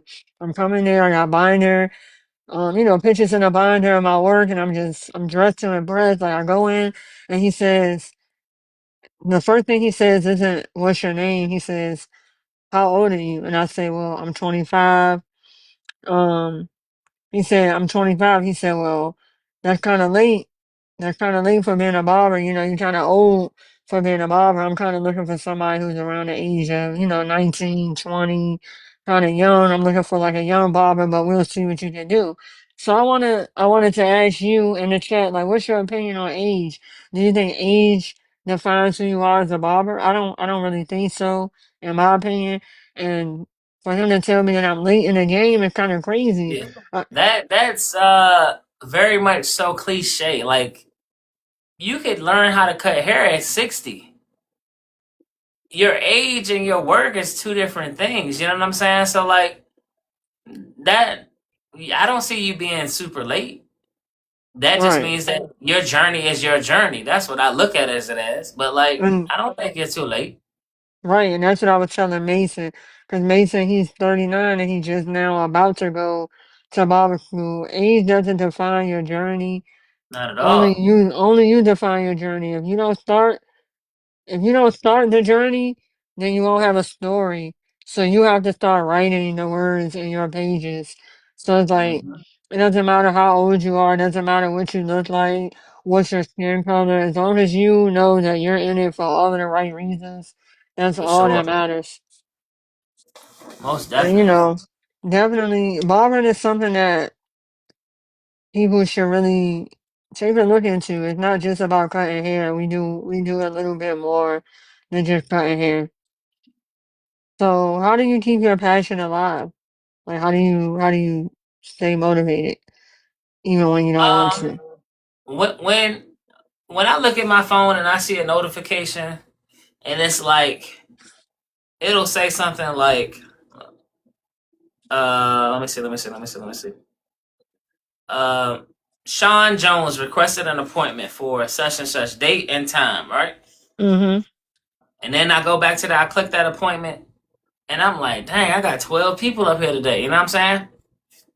People that come to me and people that are new to me and they're booking, the motivation comes from that because once I'm behind the chair, like it's showtime, it's like it's time to perform, it's time to show the world what I got in every cut because every cut tells a different story.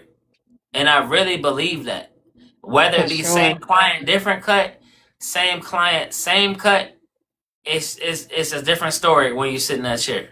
Once you draped Mhm. up, it's a different story. You never know what you're gonna get out of that experience that day. You know what I'm saying? So I think Yeah. the drive is me being consistent and people actually booking and counting on me to deliver a precise haircut. You know what I'm saying? Yeah, it's like them showing. It's like you showing up for them and them showing up for you is It's what full keeps you circle. is what keeps you going. And I agree with that. Like, uh, Oh, hold for on, real me, quick. Shout out to my daughter. She in the live.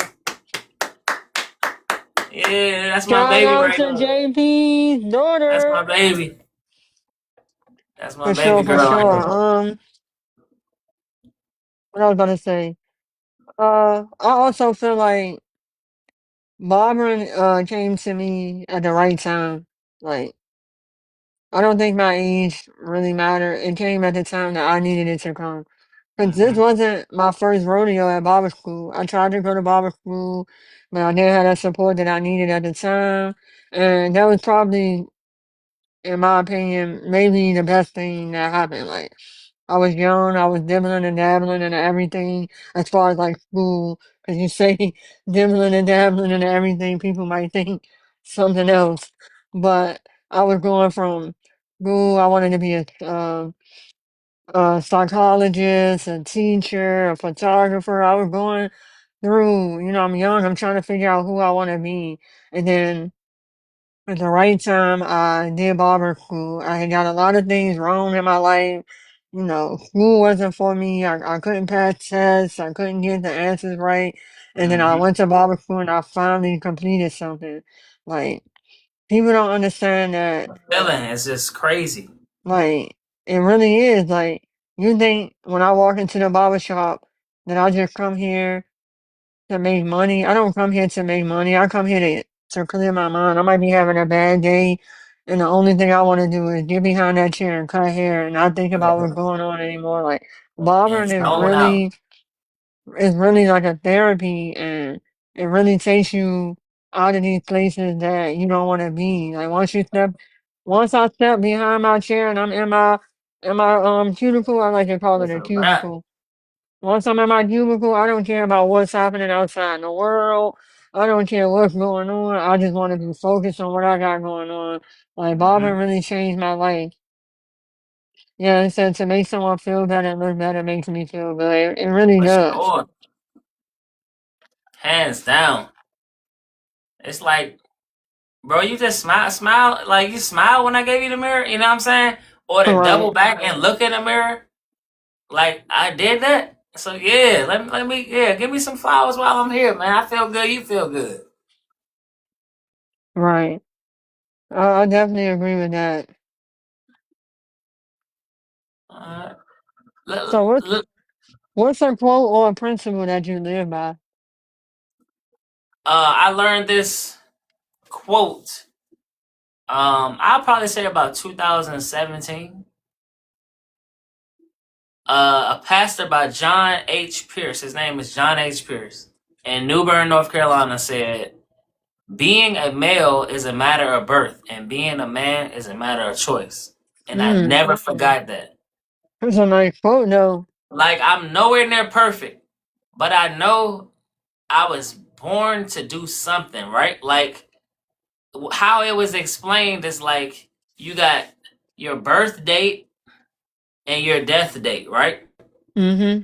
That line in the middle, represents everything that you're supposed to do. You've tried, you failed, you've overcame. Like it's just your story. And I had to think about like being a male is a matter of birth. Yeah, I am a boy. A boy turns into a man, but being a man is a matter of choice.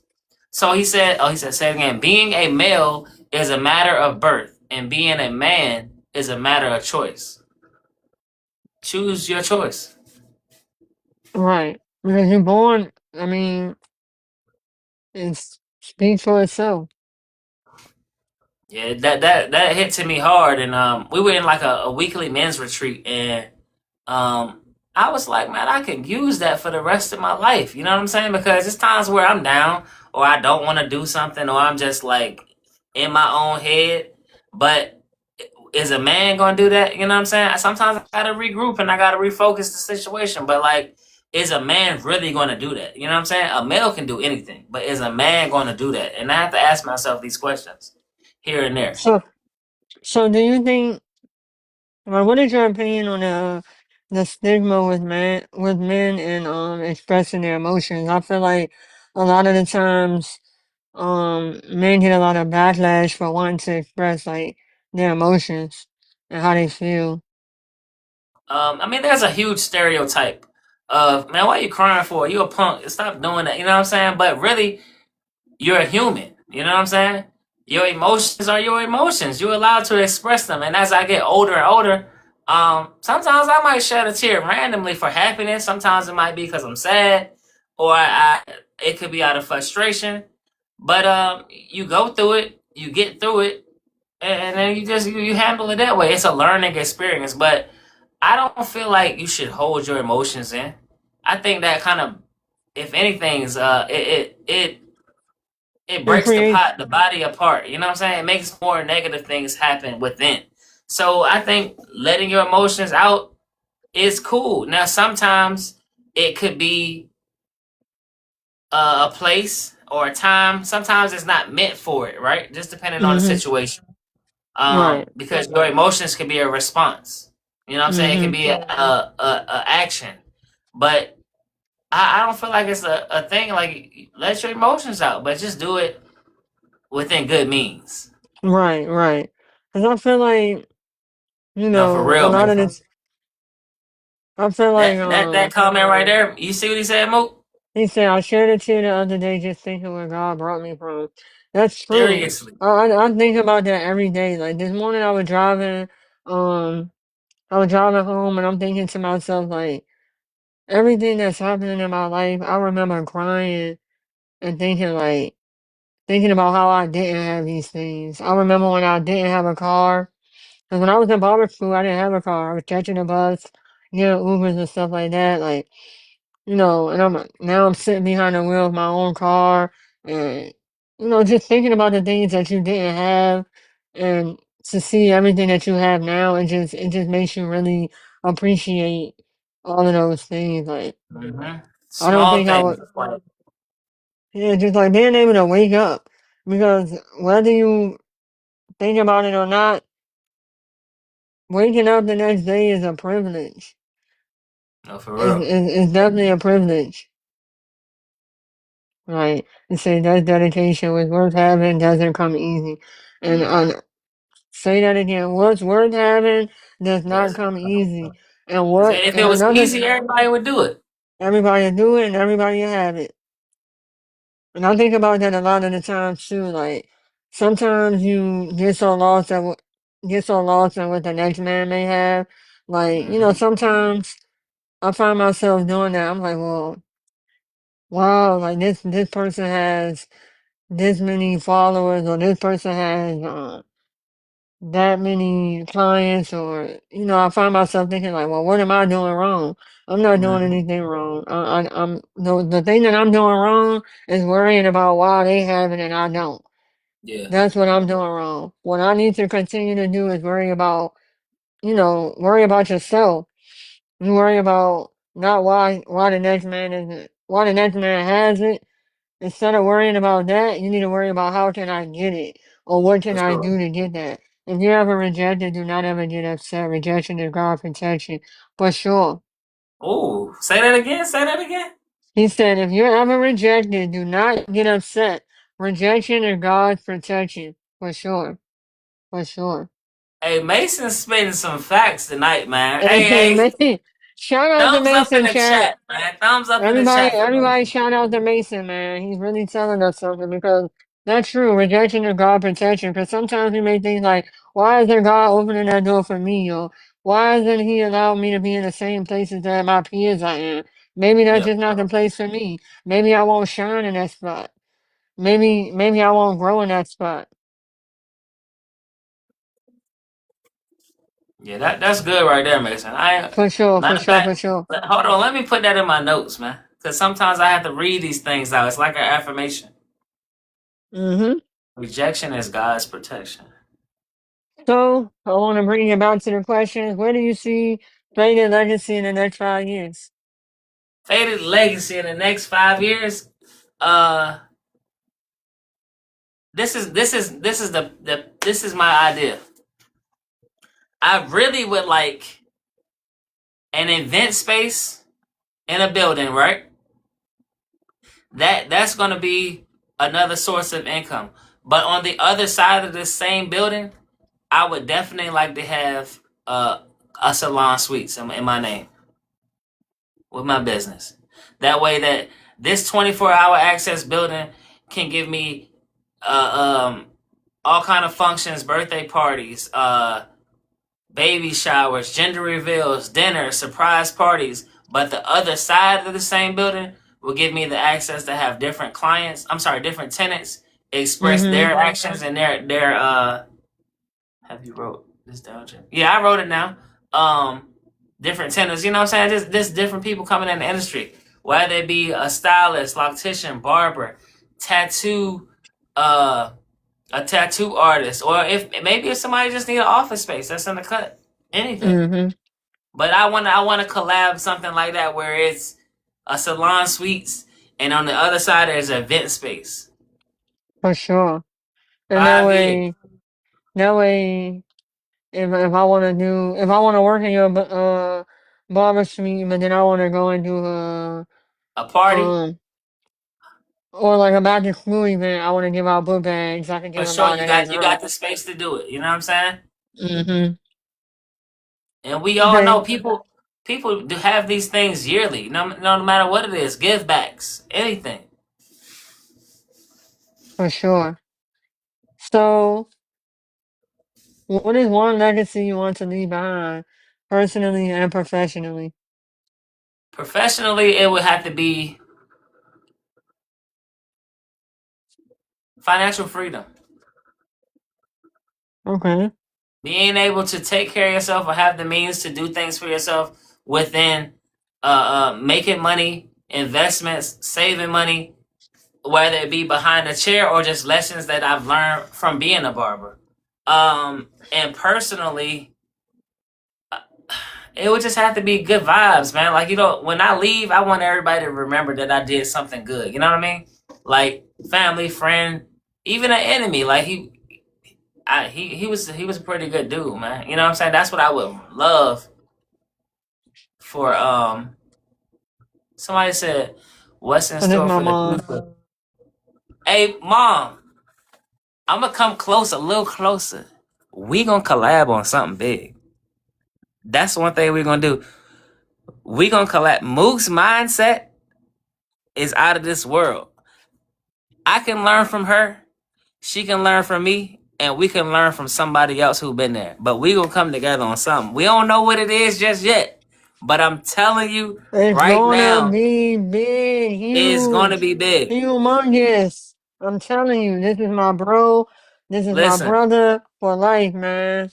For life. it's gonna be You don't crazy. come across these bonds this easy, man. For It sure. is. It's gonna be something major. I know that. I just don't know what it is. But who better to do it than us? You know what I'm saying? We've been thugging it out. We've been riding the road, baby. For real. No, First for real. barbershop, I went to I walked the stage. I walked the stage. Mind y'all, this is the first person who spoke to me when I came in the barber school. What I say? First, What's your name, yo? I'm I like, said, Shemaya. He said, what? What do they I said, call you? I said, Shemaya, no, Shemaya, not. She was like, nah, my name's Shemaya, but they call me Mook. I said, well, I'm gonna call you Mook then. For I sure. don't think I've ever called you Shemaya, yo. Nobody ever does. My And I mother was like, don't. what's your name for real? You like Shemaya, my name's Shemaya. And I'm like, nah, what they call you? Nah, And I think I've seriously. never called you Shemaya ever in my life, yo. No, nobody does. Except But I'm for gonna tell T. y'all a secret though, and this is something funny. Mook didn't always call me JP. That wasn't my name when I was in the barbershop. No, he had a barbershop name, and it's taken me a long time to get it out of my mind. It's really taken me a long time to get it out of my The mind. name, Mook, go ahead, tell him the name, man. So they used to call my bro Velcro because they said that his beard was fake and that he would take it off and Velcro it back on every I said, morning. what? Yo, And I'm like, I could be at the grocery store. I could hear somebody be like, yo, Velcro, what up? And I'm like, bro, not out here. In the shop only. Or at the worst, my son waking up. What's up, Velcro dad? I'm like, what, and bro? then yo, his son, I lie to you not, his name is Baby Velcro. Man, he be like, I'm He doesn't Velcro even have a Junior. he doesn't even have a beard, but he's off the chance just Crazy, Velcro man. Junior. But let's just, keep it in the time. I want to know one more thing. Well, I got two more questions for you, and then we're gonna, wrap it up and All get laid right. out here.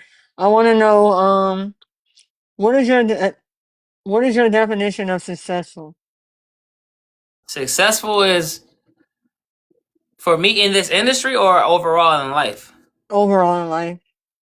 I think successful is just consistency, trying Mm-hmm. and trying and trying. Because even when you get it, you can still do a little better. You know For what I sure. mean? I feel like it's always tiers of like good, better, best. But when you get to best, like try to put another T on the word best, I guess. You know what I'm saying? Like just being successful, just keep, consistently trying. For sure. I definitely think to me, being successful is, like you said, just trying and then having the things that you need. Mm-hmm. Being successful is not always about having the things that you want. For It's about sure. having the things that you need. Like you need a roof over your head, you need food on your body, you need clothes on your back. So I'm successful by just having all of those things and stuff like that. So, success is defined in all different kind of ways. But I want to know, do you have any upcoming projects? This is my last and final question. Any any upcoming projects, and where can people follow you? Where can they find JP? Let them know all your social media names and everything like that. All right, so I do have some upcoming projects. Um, they will be able to be shipped. It's going to be a Leather Sea Lather, which is a heat activated shampoo. Mm-hmm. Um, I'm also going to have a hair pomade. And the first inspired fragrance is going to be peach. It's going to come in a whipped shea form. It's going to shine. It's going to hydrate. It's going to not clog your pores. And it can be used for curly hair, coarse hair, all types of hair. 2026, those two products are going to come. And also, uh, I am going to be reactivated and being a distributor for the Perfume Chick, which is a huge business for shea butters, all different kind of inspired fragrances that could be, high price fragrances, but in a shea butter form.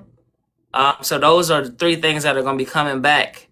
You can purchase. Where can I actually have beard oil here on me. I can send it to you. We could do Zelle.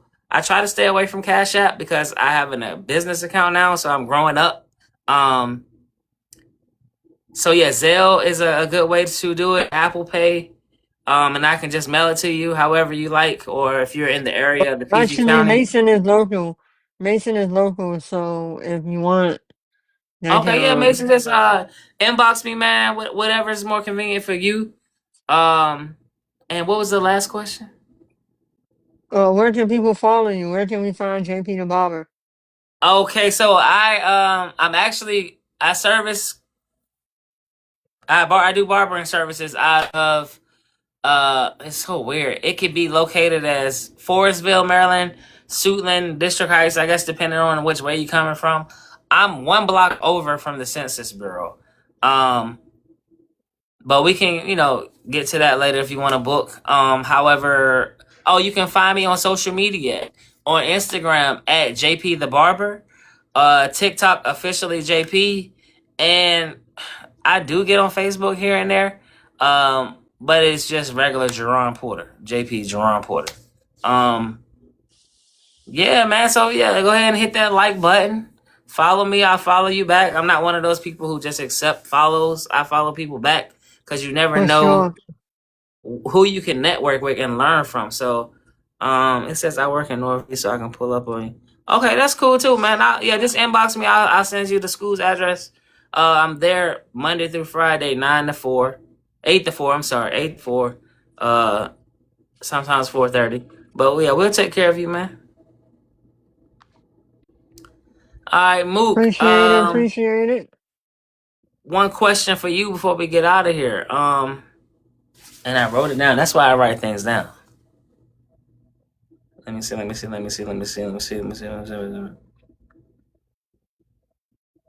Oh, how has being a barber impacted your mindset, discipline, and life outside of the shop?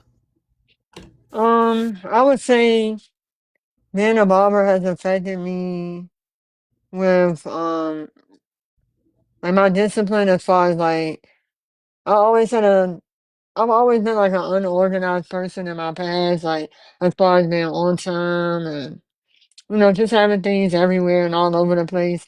I feel like barbering has definitely helped me get a grip on organizing my life and, having to make my own schedule and having clients that I have to show up for and be on Mm-hmm. time for. It has impacted me well with becoming a oriented person and knowing what I'm going to do next, having a schedule, being on time and having things in order around me. I think in life it has impacted me and it has made me just an overall more confident person. I've always been like kind of standoffish. Even like when I first came into barber school, I didn't really say much. And I was quiet until somebody spoke to me. But now I think that barbering has really allowed me to open up and Mm-hmm. be who I am truly. Like I'm not afraid to get on here and get on live and talk to people. I'm no longer afraid to wait, because when I was younger, I used to hold my hands in my pocket and never really show, who I am. But barber has really just made me confident. I'll put my hands out there and let them know who I am. Like I'm moved to the core now because of barbering. I'm not afraid to be who I am.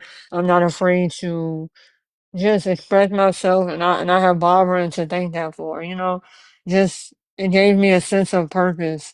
Um, a motivation, a reason to wake up and want to do and want to be better. Like when I go to bed at night, I think about like, okay, so I go through all my haircuts, like, okay, I did this haircut, I did that haircut, how can I be better tomorrow? Like, barbering has really made me start thinking about things like that. How can I set up, just the smallest things? How can I set my clippers up to make it a better day for me tomorrow? I really started thinking about those things ever since I started barbering. So it really had changed my life for the better. It made me really, really focus on something. But, I just want to end this off with, man, this conversation was very powerful. Big For shout out sure. to JPTheBarber for pulling up and dropping real gems. We talked about barbering, family, education. I want you to make sure that you like, comment, and share, and follow me for more episodes of Beyond the Fade podcast. I appreciate you, JP, for coming through. Anaya said, "Thank y'all so much. Keep up the good work. No doubt, no doubt. Shout out to you too, Anaya and Mason." Let me see. Mason, he said, shout out for both of y'all for dropping gems. Also, JP, we don't talk about this outside the chat, but thank y'all. Appreciate y'all for coming through. Make sure y'all follow me. We got the next episode of Beyond the Podcast. I said Beyond the Podcast. We got the next episode of Beyond the Fade podcast coming soon. Make sure y'all tune in to see the next date. Y'all go follow JPTheBarber. My boy is constantly putting in that work behind the chair. Inside the shop and outside the shop, my man is putting in that work. Shout out to JPTheBarber. Thank you for coming through, man. No doubt, man. All love, man. Love you, sis, man. We always together. Always remember that. For sure, for sure. All right, I'll catch y'all later. I'll see y'all soon, man. Maybe in my chair. I don't know. You know what I'm You saying? never know, man. You never know. All Appreciate you, right. bro. Have a Thank good y'all for night, the man. roses. Support y'all.